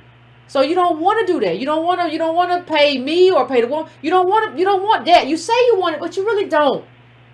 That's what it kind of says to me. Like not whether or not you bought a shirt, but the criticism of it. It's not like I've been pumping the shirt on Twitter all the time and say, hey, do this, do this, do this, do this. You know, and I will try to get some more shirts and put them up, but I don't pressure nobody. I don't pressure nobody to do nothing. I just put it out there. If you can, you can. You can't, you can't. It's there for you though. And it's basically, you get a shirt, but it's basically a donation. Like, and the criticism that, oh, well, see, it's just the shirts. These are the same people who go to concerts or whatever and be like, I got me a shirt. I got this shirt. I went to the Beyonce. Why are you bothering me? So anyway, let me go on to the next caller. I am going to 510. 510, what's your name? Where you calling from? What's on your mind? Are you there, 510? 510. All right, 510 is gone. 919, what's your name? Where you calling from? What's on your mind? Hi, Yvette. Hey. My name is Tammy. I'm calling from North Carolina, and I have a question for you. Okay, go ahead.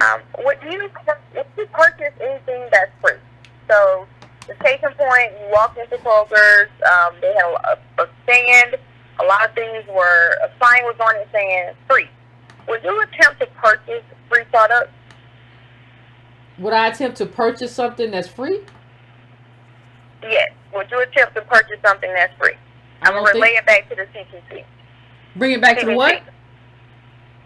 I'm going to bring it back to the CBC. Okay, no, I'm not going to purchase something that's free. I'm not going to offer money if you put it up there for free. Okay.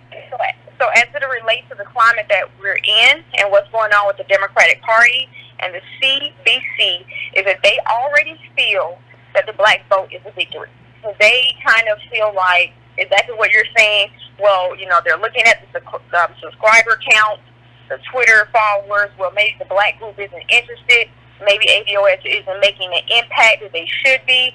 So why would we, you know, purchase something or put all of our advertising dollars, put our agendas into something that we already feel is free? So I feel like we need, as, you know, ADOS, to continue to focus on, you know, like you stated and Tone stated, trying to recruit, so to speak, our particular families within our homes, just kind of letting them buy into the ADOS and the reparations claim, because we are fighting a lot of ADOS. We are fighting our family members that we know to be ADOS. When you mention reparations, oh, get away from around here, girl. You know, we don't need that. We don't need no handouts. But failing to realize that the same people you're worshiping, the same people you're labeling superior over you, wouldn't be there without the 400 years of what you guys like to say, the 400 years of slavery, the labor that was given to them. And today I've seen where they put out a study saying there were 5 black billionaires now on the U.S. list. And, you know, people went crazy. You know, it's 5 black billionaires. Jay-Z, you know, all these black billionaires. It's 5 black billionaires. Not understanding that it is only 5 black billionaires in America in 2019. There should be a plethora of billionaires with 400 years of free slavery. The plethora of billionaires that the other race has in this particular nation is because of that 400 years of slavery. So that is nothing to celebrate. And then it's not a celebration because those billionaires do not trickle down their wealth. That's why what Robert Smith did when he paid 400 black males student debt, it was like a unicorn. You know, billionaires, they don't trickle down their wealth to the community that it needs to come to. And so that's why what he did made national and global literally headlines, because it's not normal for the black billionaires to turn around and then do for their community on a lower scale, although it's normal in other particular ethnicities. Well, So, you know what it basically, is though. You pointed out something like I don't really understand why people are celebrating, because what that's supposed to mean. The reason we used to celebrate somebody flourishing is because it indicated progress for the race. So the reason we used to celebrate years and years ago is that this thing is indicative of the race progressing. That's not the case anymore. This him being whatever he's being called, and I need to see proof. Show me accounts. But him being called what he's called, it doesn't show you in the height of income inequality. It's not showing you anything. It's not showing you anything that is indicative of the rest of us. And what it shows you really in terms of how we're living in life is that there shouldn't be any billionaires, because they hoarded all the wealth and they took all the opportunity. So it's not showing you that like we're going to be something because like, oh my God, we're in this really rich community where everybody's flourishing. No, billionaires really shouldn't exist, because what they exist at our expense. It's not saying that people shouldn't have any kind of wealth, but you exist at my expense. It's no kind of, listen, the reason we can't afford reparations or we have budgets where they don't let us afford reparations because we have billionaires.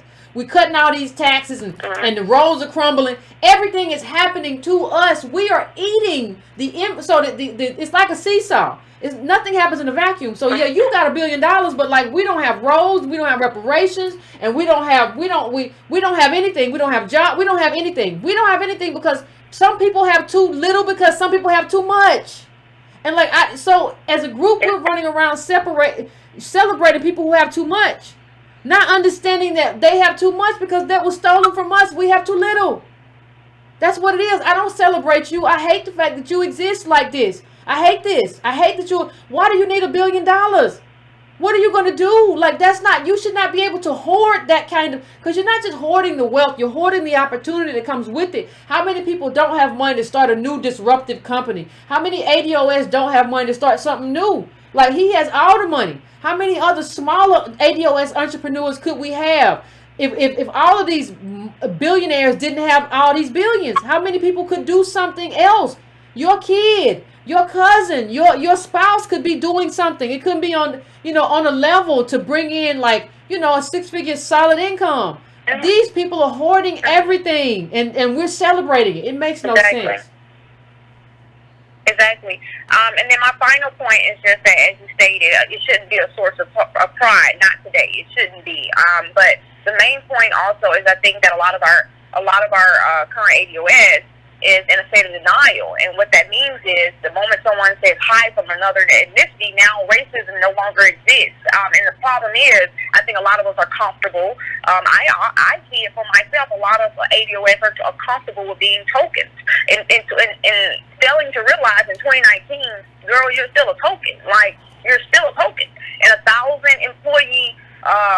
A 10,000 employee type of company, you're still a token. Like, that's nothing to be a source of pride in 2019. But back to my final point, I think that a lot of us have to swallow the realization that a lot of ethnicities mess with us because we are broke. We need to understand that if it was vice versa and we were on a level playing field, what reparations can do for us, you would feel total side. But then be competition, and they would not be so loving to you. And see, that's the problem. They mess with you because you're broke. They don't. Yeah, you're a bottom cast, and everybody knows you're a bottom cast. You're a bottom cast. Everybody knows it. Except you. Exactly, and so it wouldn't be kumbaya, so to speak, and dancing and pop locking and all this other stuff. All this other stuff they do with you if you want a level playing field and you stay next door to them and you can afford what they can afford, and so that's pretty much what's going on in the U.S. But I think mostly we need to wake up as people, and I'll continue to wake my family up. My husband and I tune into your show. We donate often. We already have our tickets for your conference, so we are doing.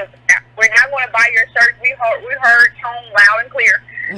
So we're going to buy those shirts or whatever, and and continue to do what we can do. But you're right; it's fighting a very uphill battle with our community, particularly our own parents. I had my stepmom say she was going to vote for Cory Booker because he looks like Obama. I said, where? First of all, where does he look like Obama? And two, I had to step back.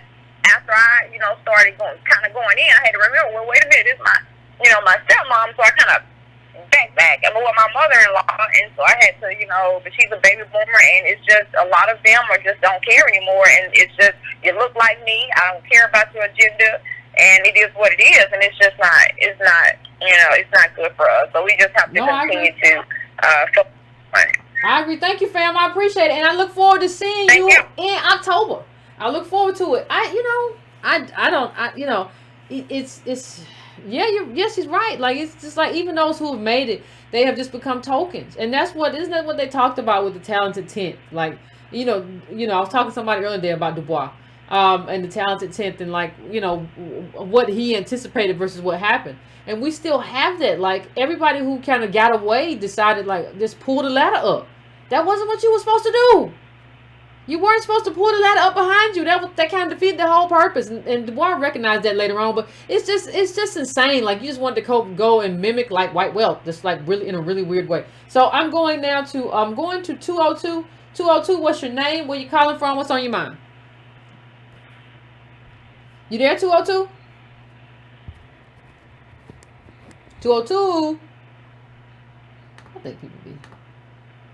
All right, I am going to 510. 510. What's your name? Where you calling from? What's on your mind? Hey, Yvette, it's Robert from North Carolina. How you doing? Pretty good. How about you? I'm doing well. Yvette, really, I just want to call and just say, really appreciate your show. Really appreciate what you guys are doing. Appreciate it.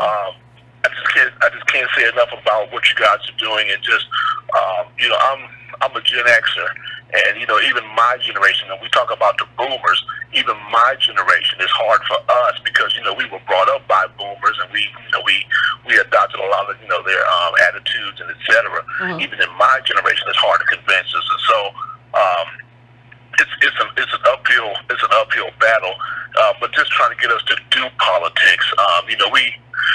I think one of the best things that we can do is just really, and I love you and Tone for doing this, calling these people out in the CBC, calling out names and targeting people. That's what we have to do. We have to go after people. Black folks have a tendency to fight what I refer to as ambiguous enemy. We just like to label a group, and we have to go after people. We have to target people. So like, we have to show up to city council meetings. Ask the average black person, hey, who's your mayor? Who's your city council person who represents you? Majority of us don't know, and that's sad. So how are you going to do politics? I agree. How are you going to do politics? You can't do politics in your own home. But at the same time, if you don't even know if you're not even interested in who represents you, man, we lost. And so one of the things we have to do is we have to be able to identify people and stop fighting these ambiguous enemies and hold these people accountable that's supposed to represent us. So, sister, again, I appreciate all that you're doing and all that you guys continue to do. And keep up the good fight.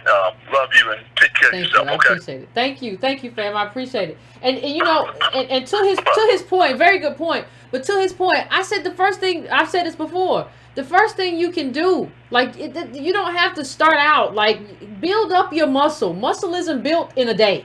Like, build up your muscle over time. The first thing you can do is just follow your state reps, city council, whatever, on Twitter. Start there and start just looking at what they say and understanding how that impacts you and responding to it. You can start right there. That teaches you, like, the kinds of questions to ask and how to respond. And okay, they said this when I said that, and if they respond back, and it'll teach you whether your person is really responsive. Like, start there. Like, you could start right there. You don't even have to start. Eventually, you gotta leave, but you can start right there on social media. You don't have to, like, you can start there.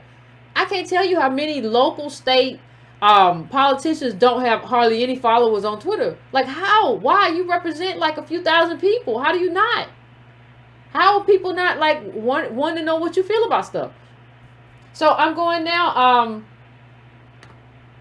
202, are you there? Yes. Turn your background down. Okay. Hi there. Hey. Yeah. One of the questions that I had, and I see this happening all the time, when we start talking about these politicians, especially the CBC. And one thing that I never see addressed is, why can't they stand up for us? It's not that they, I don't believe that they can't all be that ignorant. So I'm thinking, what are the consequences of them standing up for their own constituents and for their own people as a whole? For instance, what would happen if any one or two or any group, even within the group that is the CBC, decided to take a stand for reparations? What could they lose? What is holding them back? Well, that's my main question. Well, especially if they don't do it as a group, I think they get isolated, first of all. And I think we underestimate the level which white money is funneled to black lawmakers, right? So and it's not just through, like, when you talked about the Wall Street article that I brought up, part of that was because these people were prepared to put some money in the coffers of these black lawmakers for fundraising for future elections. Also, you know, the Democratic Party itself, like when you talk about the DCCC and all of that, they're very much involved in fundraising in terms of who get funds. So especially if you do this by yourself, you put yourself in danger of the DNC or primarying you, or like not supporting you if you get primary, right? Because you haven't told the line with them. So you have to, but see, the thing that inoculates you against that, well, not inoculates you, but helps you with that, is if you have like a deep connection with voters. Like, that's the thing. Like, if you're really fighting this fight, and you really do need to do it as a group. Like, it's great if one person does it, but you really need to be out here as a group saying we're going to fight for our people and make a splash doing that. Because the Democratic Party controls the purse strings. And what happens at Citizens United is you got a bunch of billionaires too, and multimillionaires and multimillionaire Democrats too. It's not just Republicans who have money, who are deciding whether or not, and they have decided that, like, DACA is their pet project or whatever, and reparations isn't their pet project, and they're going to be upset if you don't do it.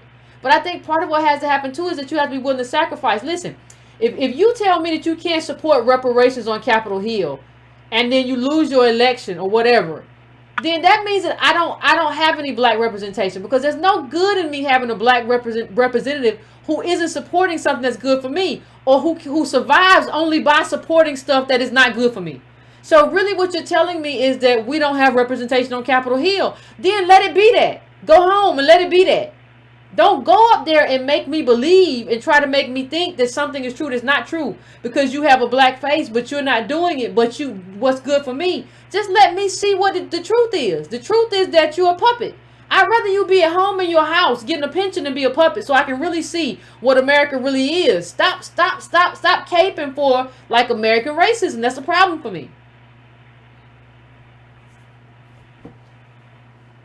Okay, well, thank you. No problem, Carla. I appreciate it. Thank you. I'm going to try to take a couple more calls, fam, as we go through this.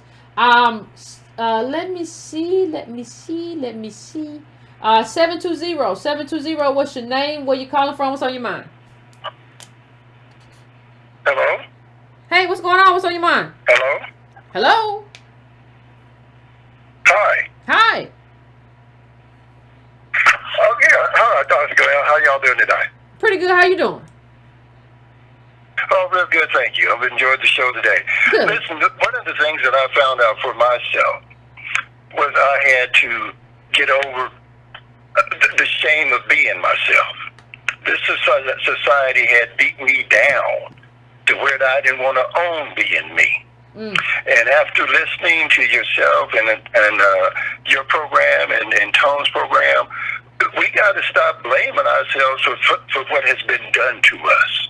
And it's okay to be who we are, because we didn't do this to ourselves. No. And once I accepted that, then I didn't have any problem with knowing that I'm poor and accepting the reality of my situation. And so that's what's wrong with a lot of us. We don't want to be who we are, because they have made being who we are such a misery and such a shameful thing to be. And so we do whatever we can to escape that pain. But the only way we're going to escape that pain now is to get our citizenship. And this is our birthright. It is. Now, we got jumped into this game, and now we have to own it. And the only way that we can get our citizenship is to own our citizenship. We've never betrayed the ideology of this country. To be American is to be an abolitionist. We abolished this enslavement. That's our statute. We, as Americans equal emancipation, abolition. We don't stand for this enslavement. This slave nation is illegal and is still standing and grinding the life out of us. Now that's where we are. We gonna live or die. And I'm gonna live or die trying because I have you, Tone, and 40 million other members of my family to come get this check for. I Now that's appreciate how you, I'm fam. feeling about it. And I'll see y'all in October. All right, Keep fam. up I'm gonna the see work. you in October. I We look coming. forward to it. I look forward to it, fam. I'm trying to get to a couple more calls real quick, but yeah, like it's our birthright. Like I don't think it's not a Pan-African birthright. It's our birthright, and I support everybody's claim wherever they're gonna bring it. I support CARICOM. I support you. I support what y'all doing, and that's not my birthright. It's yours. You own it. If Haitians get something from the French, that's your birthright. You own it. I celebrate you. If you get your reparations, salute. That's your birthright. Not mine. I'm not gonna try to take a check. I'll take you out. We can party together, whatever. I gotta be in bed by 11. But whatever. But we can still do it. And I celebrate you. I don't consider that part of my birthright. So I am going 678. What's your name? Where you calling from? What's on your mind? Hey, Yvette, this is Jacob calling from Detroit. What's going on? A couple points I want to make. I've called in before, and I'm a subscriber. Thank and I you. appreciate everything that you guys are doing. I A appreciate couple you. points I want to make. First, I Okay. love every show that you bring up that chart, and Tone talks about it too, about the state of Black America and how much wealth we have. I agree with Tone. I don't think people have fully grasped what that means. That's why we keep coming up with ideas. Well, if we pull our money together, if we do this and we do that, you got to stop and look at that chart that says you don't have any money. If you don't have any money in a capitalist society, you're just dead. And reparations will give us the chance to thrive. Again, it gives us a chance. And if you don't have any money, you're just kind of dead in the water. That's kind of my first point. The second thing, I mentioned before, I'm part of a political fellowship, and I'm learning about politics in here in Michigan. Oh, good. And one of the things that we got a chance to meet was with one of the Indian tribes up north in the Upper Peninsula. Okay. And he talked about his group and how he just got back from D.C. meeting with Elizabeth Warren, advocating for his group, and talking about what they needed. And again, this is just another group. I think I called him before and talked about the Arab community in Dearborn. These are groups that are advocating for their people, what they need, their community. Nobody has a problem with that, but for whatever reason, when we mention that, it's a problem. You can't do that. I still don't understand that. When I am meeting all these groups that talk about what they're doing, we give money to our politicians, and we expect a return. This is what we expect them to advocate for. You gave an example with the Latinos here. It's normal, but for whatever reason, Black people mention it, and it's a problem. I just do not get it. One other point I wanted to make that he did bring up is they talked about how they verify who's Indian and who's not. One of the things that they do, if you research history, years ago, the white people back then took the Native American children and took them into these Catholic churches and places they were going to civilize them. And one of the ways they verified if you were Indian or not, they would look at the baptism records at the church. The Catholics kept great records. So they could see Yvette got baptized during that time, so she must be Indian. So I use that as an example of when people tell me, well, how are we going to prove who gets it? And it's hard. We don't know. They are still using very archaic methods to prove it, and it's working, and they're doing it. I don't understand. We have a little bit more history than they have. We got census records, all sorts of things.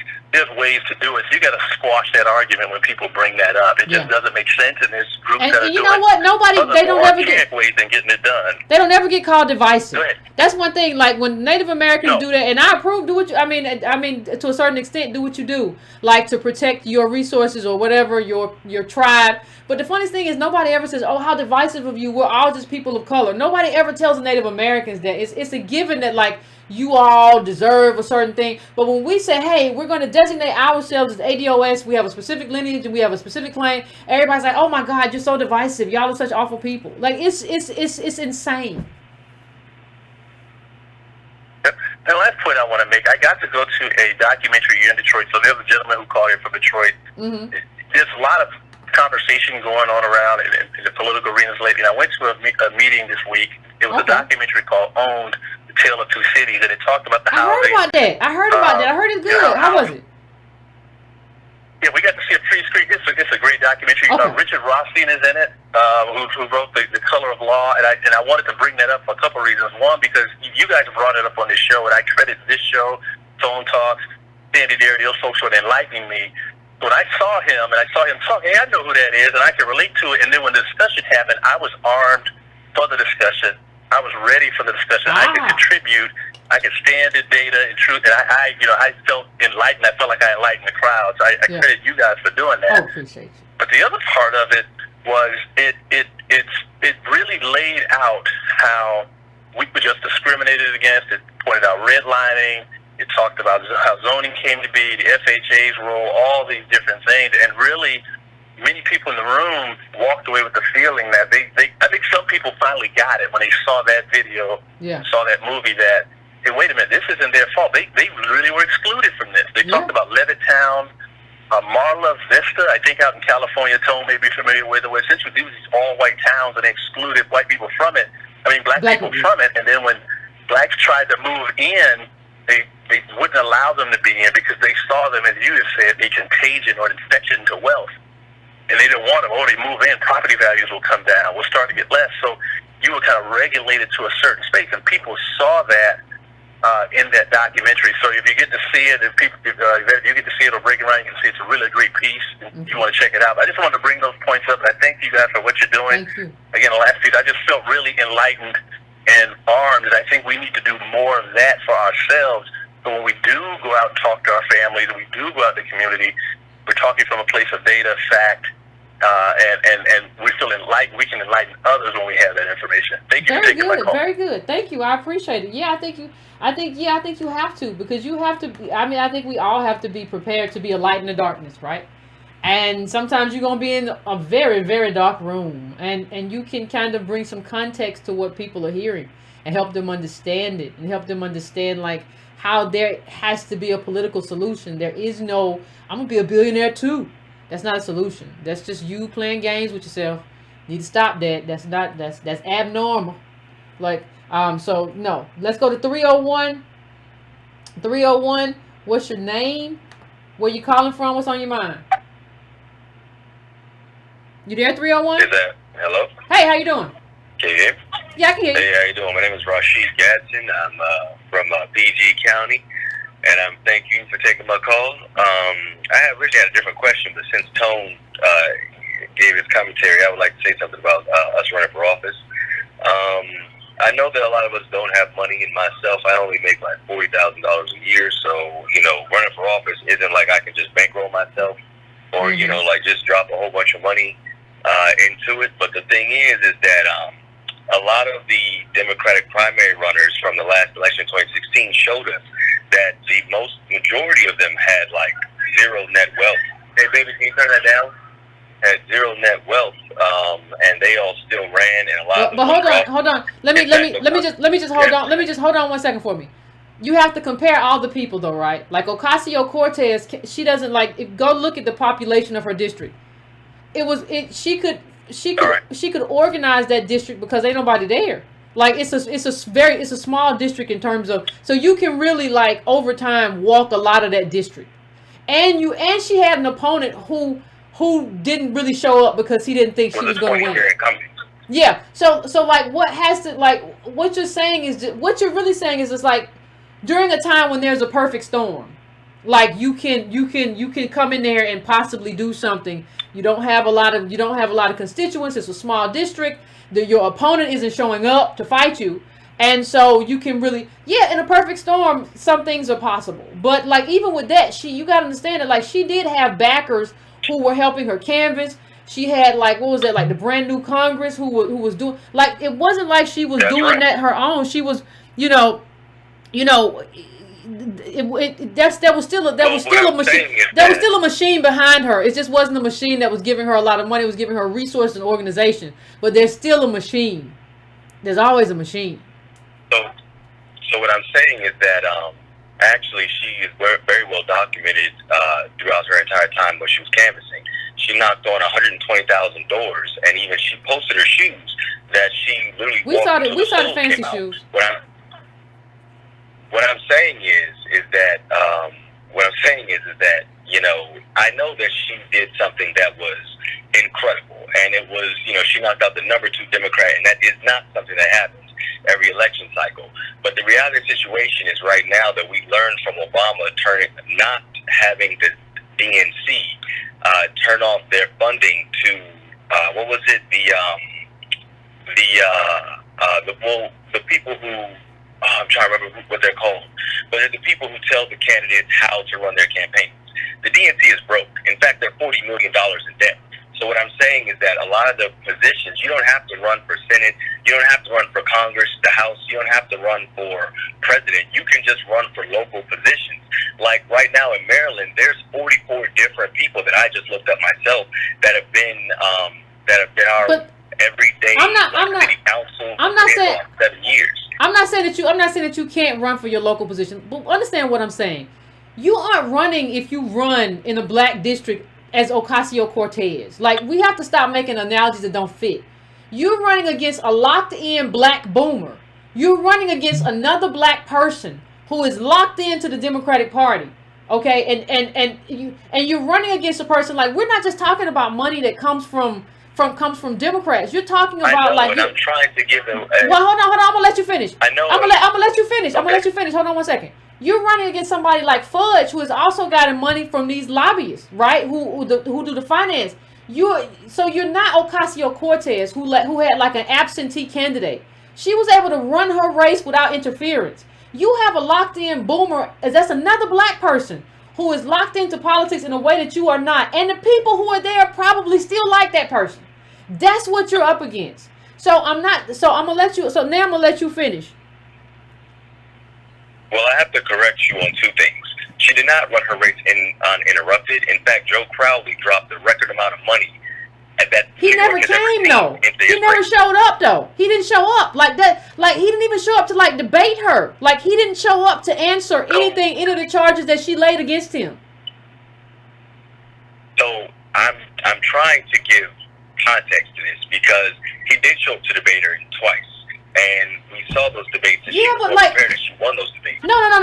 Listen to me. I stand corrected. He showed the debate twice. It's been a while. She was canvassing. He thought that she wasn't going to win. You think see, this is what I'm trying to understand. You make $40,000 a year. Like, I'm trying to understand, like, how do you think that, like, it's analogous for you? Like, it would be different for me even if you called in and said, I just won my race. And I'm going to show you how to do it. Like, you're using the example of Ocasio-Cortez, and you're trying to, like, show that, like, ADOS people can run for Congress. But then you say it's not about Congress. Even though you said the DNC is broke, you say it's not about Congress. It's about something else. It's about local state lawmakers. Like, how, I'm trying to figure out where you're going. I'm trying to tell you that the individuals who are in our actual district, like I'm in District 3, so I'm actually not with John Lewis. I'm actually in Anthony Brown's district. Anthony Brown does not show up anywhere. When I go and ask my neighbors who is Anthony Brown, nobody knows. So what I'm trying to say to you guys is that a lot of us live in Alabama, a lot of us live in Georgia, a lot of us live in southern states like North Carolina, South Carolina, and in the places where we live, they're incumbents, and they're only people who are allowed to stay in office because nobody goes to challenge them. In fact, in the last 3 elections, the majority of people ran unopposed. So what I'm saying to you is that it's not that I'm trying to come with you with fantastical ideas. Well, run against him. Are you going to run against Anthony Brown? Are you going to run against Anthony Brown? You just saying people don't do it. Are you going to? Are you announcing your candidacy? Anthony Brown sits in the House, so Anthony Brown is a bridge too far. What I'm saying to you is that... So you're running locally. You're running locally, right? That's a bridge too far. You're running locally. So I'm not running right now. In fact, I got with the Green Party of Maryland, with Ian Schlackman. And I'm not trying to plug anybody, but I looked up the Green Party. I went to the Green Party's meetings in Baltimore. They had the largest turnout they've ever had in the last election, and then the Democrats in Baltimore the Democrats in Maryland who have a lock on the entire state, who actually locked the Republicans out of being able to vote in their sections because they gerrymander it so hard. those are the individuals who I'm in competition with. What I'm trying to say to you is that there are large swaths in where we live that just have regular city council seats, and those seats are not open. Those seats are available for us to run for. In fact, I never told you that you could. Listen. And the lady who I never told you that you couldn't run locally. I'm just trying to finish my point. What I'm saying is that I lack the education to be able to run locally. And when I went on to Twitter and found one of the ladies who was talking about groups that invest in primary candidates, she was giving a bunch of different people who can run. I found out that in this last election, the average black woman who ran had like a 12 to 15 point bump just because they were a black woman. So we can use our positionality in America to say, okay, well, this is a person. If they want to use identity politics, you can say, hey, this black lady wants to run, like not Trayvon Martin's mom, but one of the other fallen brothers, his mom ran and she won her district. Like, what I'm saying to you is that it's not impossible. What I'm saying no, but you can't tell me that. You can't tell me that. You can't tell me that. I'm not, and I never said. First of all, I never said it was impossible. I said you got a long road. I never said it was impossible. I said that. I'm agreeing with that. It is a long road. And I talked about running for Congress, first of all, for the most part. And I never said, I said if a window opens up, you can certainly, but this whole thing of like you got a leg up because you're a black woman, just, and Ocasio-Cortez was from Yorktown. Like, this wasn't, this whole story, I'm Ocasio from the block, wasn't even like a real story. Like, I think there's so much that we're missing from the puzzle, and we like to look at this and be like, well, when you look at her actual net worth, she is $53,000 in debt for her student loan. Yeah, that don't matter. So she had a negative net worth. So what? It does matter. No. If you grew up, you're totally dismissing social capital. If you grew up around white people and in a white school, you don't know what she has and what she tapped into for her campaign. You don't know. But the problem is you don't know what you don't know. The Federal Reserve tells us what these candidates have in the bank. No, not in terms of social capital. You don't know. No. Not in terms of social capital, they don't. You don't know because there's something called an in-kind donation as well, but we're not going to get into all that. You don't know what she tapped into in terms of her social network for people to help her and connect her with people and connect her with people who are powerful. You have no idea. Like, you just like, brand new Congress. She got, so I'm saying to you that people went to organizations and they told those organizations, hey, I think this individual will be a good fit for us to run. And then those individuals said, okay, well, let's vet her. And they vetted her. But let's take her off the table, because what I'm not trying to harp on her. But hold on, let me just, I understand that. But let me just say this. Even with these local offices, understand that's not a job. That's like a part-time job. You understand, but you don't have to, but you can't be working your job and doing that and running for office. You got to go run for office. So you have to be able to have a period of time where you don't work, like you really don't work. That's why they're mostly for middle class people. Like, most of the time with these local offices, you can't be running for office day in and day out and you have a job, but you need a job, and you need a job at least going to give you leave or something. Like, have you taken that into consideration? Even when you talk about local stuff, about we usually need a check worth $1,700. Okay. I understood that part where you said that we're an average person is worth $1,700. And I'm agreeing with that it is a hard fight to run for any seat. And I understand that the seats that you're running for are actually low-paying jobs because they're trying to get people to take bribes and things like that.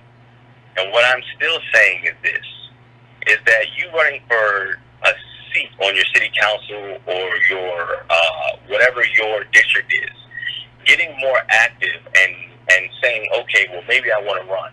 And then you go to a meeting that there are people there that are teaching you how politics is run in your local area goes far. I just told you that I thought that I could run.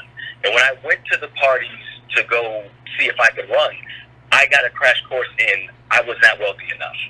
So what I'm saying to you is that I understand your point when you're saying that we don't have wealth in a group. And I'm not saying that we cannot do advocacy. Because I went to John Lewis and I went to 30. You got 30 seconds. You got 30 seconds, Carla. You got 30 seconds. I gotta wrap this up. Well, I went to Anthony Brown's office. I went to the other individuals' office in D.C. and Maryland, District 3 and District 4.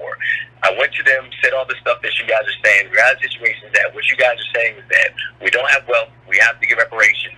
And then when we say to you guys, hey, well, what are ways to get? Antonio just said he doesn't know. So we're just throwing things at the wall to see if they stick, and then we're looking at people who are successful.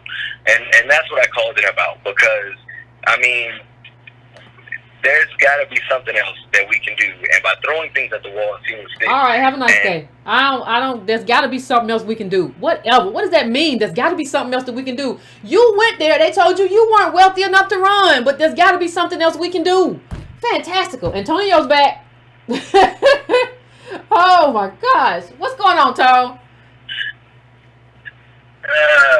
Yeah, man, Bill mentioned my name a couple times. I usually don't call in twice. I'm sorry I took a little extra space in here, but he mentioned my name like 2 or 3 times. Let me say this first, before I even say something about myself. This woman you see right here worked at the DNC. She worked as an aide under multiple congressmen. I don't understand if we understand how to respect expertise and just understand when we don't know something. Like, you're going back and forth with her about running for office, and she know all the ins and outs. It's like playing pool against somebody that's real good at pool, and you don't know how to play pool. You just don't play that game. And for me, I think in some ways, I don't think that that last caller shows everything that's basically wrong with the race right now. The lack of understanding that in an America that don't need no more, it don't need no more burger shops. It don't need no more tennis shoes. You don't just throw stuff at the wall and just come up with random ideas. You start off having it or not, and that still don't mean you win. And this ain't about giving up or not. It's like the caller don't even understand the gravity of living in the most unequal time ever in a modern society that has Amazon. He just disassociates all that, puts us back in 1900 today.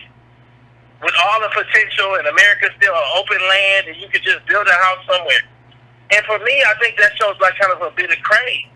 And that's why I kind of called back, because he kept saying that you could just run against Anthony Brown, but then when we asked him about the qualifications to run against Anthony Brown, he said he don't have the wealth. Well, if you make $40,000 individually, bro, you making more than 60%, 70% of black folks, just on income. You don't understand that? It's like we don't even understand what this race is constructed of. The history, the present. We don't understand what this nation is constructed of. The amount of wealth. You don't even know that AOC might have been taking open borders money because of how her policies are all lined up. You don't know who sat up with her trying to help her run. You don't know those things. And if you don't know those things, you can't then just sit there as a comparative.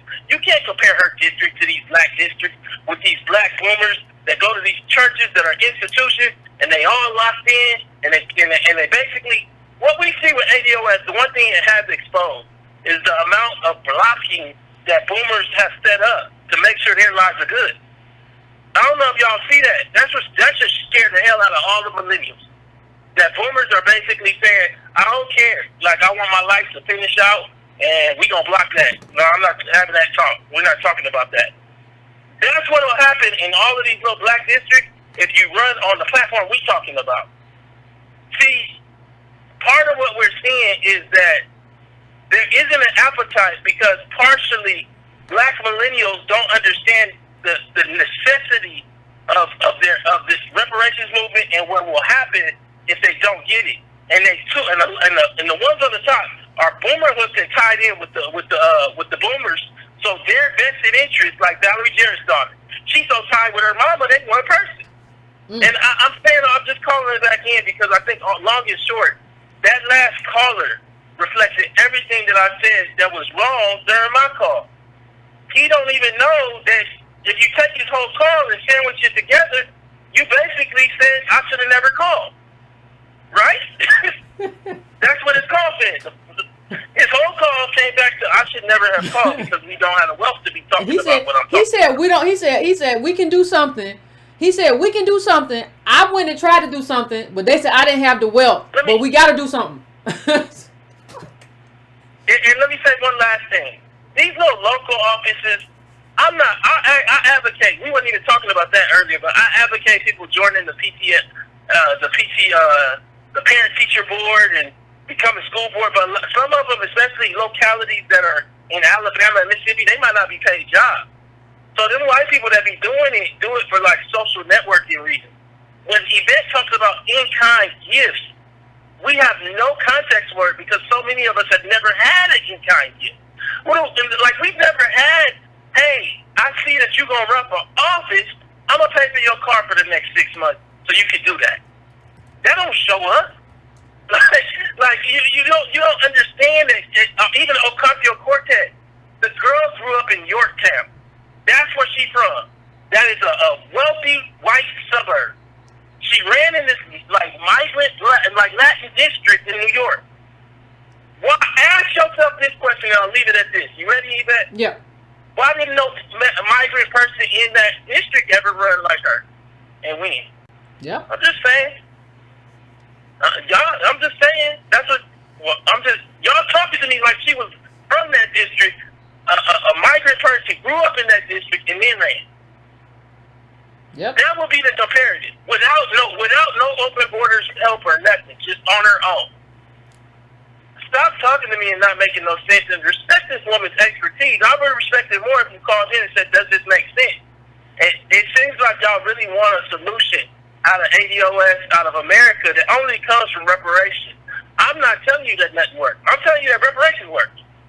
And then you might come back to me and say, well, that's too hard. Well, then you just don't eat. Like, because that's what works. Like, because what reparations does is twofold. It gives you a lot of money, but it also repositions it where you're not on the bottom no more. Right now, everybody okay with you being on the bottom. And I don't think that we understand. That's why in Cobra don't make no sense. They're not talking about putting you on the top. And they really don't have a grasp on the wealth level. They talking about keeping it all the same, mixed up and crazy like it is. And same thing with BLM, with the whole stuff, all the stuff they be talking about. We talking about American descendants of slavery deserve to be projected up towards the top because we built America and we haven't even paid our multi-trillion-dollar debt. All right, Ben, I'm sorry for holding you No problem. Appreciate it.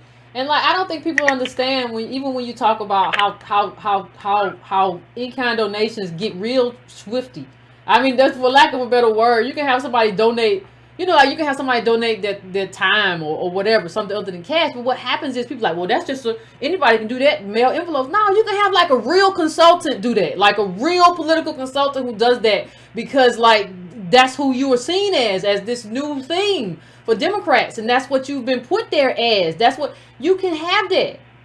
You can have like they be having it where like maybe somebody else pays you, but you do the work for this person. You don't know what those relationships are unless you're like in that campaign or like somebody's written like you maybe get a window in and somebody's written a really thorough whatever. But unless you're in that spectrum, you don't know what happened. You just looking at this from the outside and be like, we can do it too. And it's the analogy don't make sense. I'm gonna take one last call and then we're gonna go to bed, everybody. 617, I'm coming to you. 617, what's going on? What's on your mind? What's going on, Yvette? It's Reggie from Boston. What's going on, Reggie? How you doing? Hey, yeah, man. Yeah, I agree with Tone, man. We got some work to do. I would suggest to that brother. I mean, it's something that I'm just doing just for myself, just so I can get the information. I'd recommend him to go to the. There's something running around called the Black Campaign School. If people are wanting to look to run for office to know what that means, you know, that's where I'm going to be going in June. Mm-hmm. So I'm not running for anything, but just to understand how it works, because I know I ain't got it. So I don't know why the brother was calling, but just to get us back to that educational piece, because like the education and doing the study and the work before jumping out the window and just saying stuff. Because I heard him say, you know, we throw this against the wall to see what sticks. That's not what we're doing. I mean, you got to read, you got to study, we got to defer to people like, you know, who's been on the Hill, to people like Darity, to people like Tone, who's done the research with economists. You got to get your facts together before you just go jumping out the window, because you just got to hit a wall and you just gonna have yourself looking crazy. But back to the CBC thing, I think it's a good idea for us to kind of sit with what Tone pointed out in the first call, that the climate in which the Democrats and the CBC specifically are putting out this dream and promise thing. They're putting out an expansion of immigration policy in terms of protecting DACA, TPS, DED. They're doing this and putting it in front of an administration whose entire political power rests on building a wall. Yep.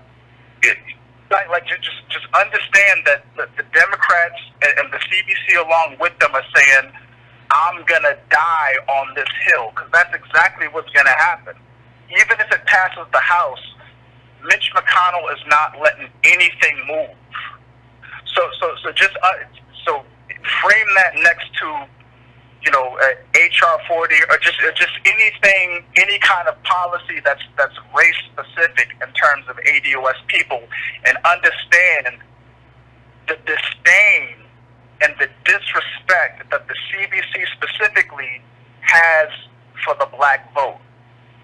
For you to jump out the window and do that in terms of DACA, I'm not saying whether it's right or wrong, but to do that, and then you brought up the example of Fudge, being snide with the ADOS person, but if somebody from DACA comes in the room, they're all conciliatory and, let's go to the side.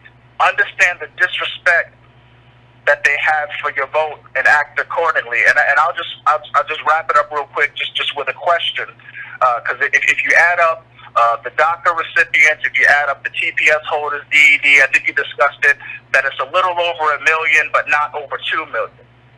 Now, understand that the Democrats want to die on this hill, expanding immigration. They already died on the hill earlier when they decided, okay, we're gonna stand on the square and we're gonna let the government shut down for no more than 2 million people. Now, understand that there's over 320 million people in the United States, almost 40 million ADOS. So if the Democrats feel justified in shutting the government down for less than 2 people, is not ADOS justified in shutting down the election in 2020 if y'all don't act right? Because we're 40 million, 2 million, and this 40 million has been here for 400 years. So if y'all don't get your acts together, I don't want to hear no complaining in 2020 if and when some folks decide, okay, if you get to shut it down, I get to shut it down. Because at least I have a claim. I built the country. That's all I got to say, Yvette. Appreciate it, Reg. I appreciate it. And I want everybody to recall as we talk about this that Obama did, when Obama got a bunch of pressure over DACA, he signed an executive order. I don't know, but when he talked to Ta-Nehisi Coates about reparations, he said that would, that black people want to be made to feel good, and that would make immigrants mad who didn't do anything, and all sorts of other BS. Like, understand that. Please understand that. And my hope is, I don't know if it's a valid hope, but I still have a hope that, I hope that, we don't have to deal with, like what Reggie said. I hope that, like, come on, Democrats, you still need us. Like, I don't know what you're thinking, but you still need us. You got to go back to the drawing board with your agenda. You got a lot of time. Go do what you got to do. Politics is an exchange. Go give us something. Go do it. It's not hard. Like, we've kind of laid it out for you. That is my hope. We've laid it out for you. We're expressing ourselves politically in terms of what we want. We're doing the same thing everybody else does. And we want you to treat us the same as you treat everybody else. Better. We built the country. Like Reggie just said, these people just got here. They got here when they were babies or whatever. No, we have a demand here. We have an agenda here. We're not playing this time. See, every year we play. And so we know that you're used to us playing. Okay, but this year there's a large contingency of us who's significant, not significant enough nearly, as we've talked in the show, that's not playing. So like, come on. That's what I want to see. I don't want to see us to have to do what to Reggie said. I don't want to see us have to do that. We deserve better from our politicians. Come on. So anyway, fam, we gotta go. We're at like 2 hours and 30 minutes. If I didn't get you a call, I apologize, but we have got to go, fam. Listen, we will have the conversation again, people. For those of you who are doing the work, I appreciate it. Keep doing the work that you are doing. It is the Lord's work. Good grief. Anyway, finish your libation, fam. Hit the like button on the way out. If you want to donate, go to donatebrown.com or patreon.com/WaCarnell. And we'll talk next time, fam. We will have the conversation. I don't know what to say about people. All right, fam. Have a good one.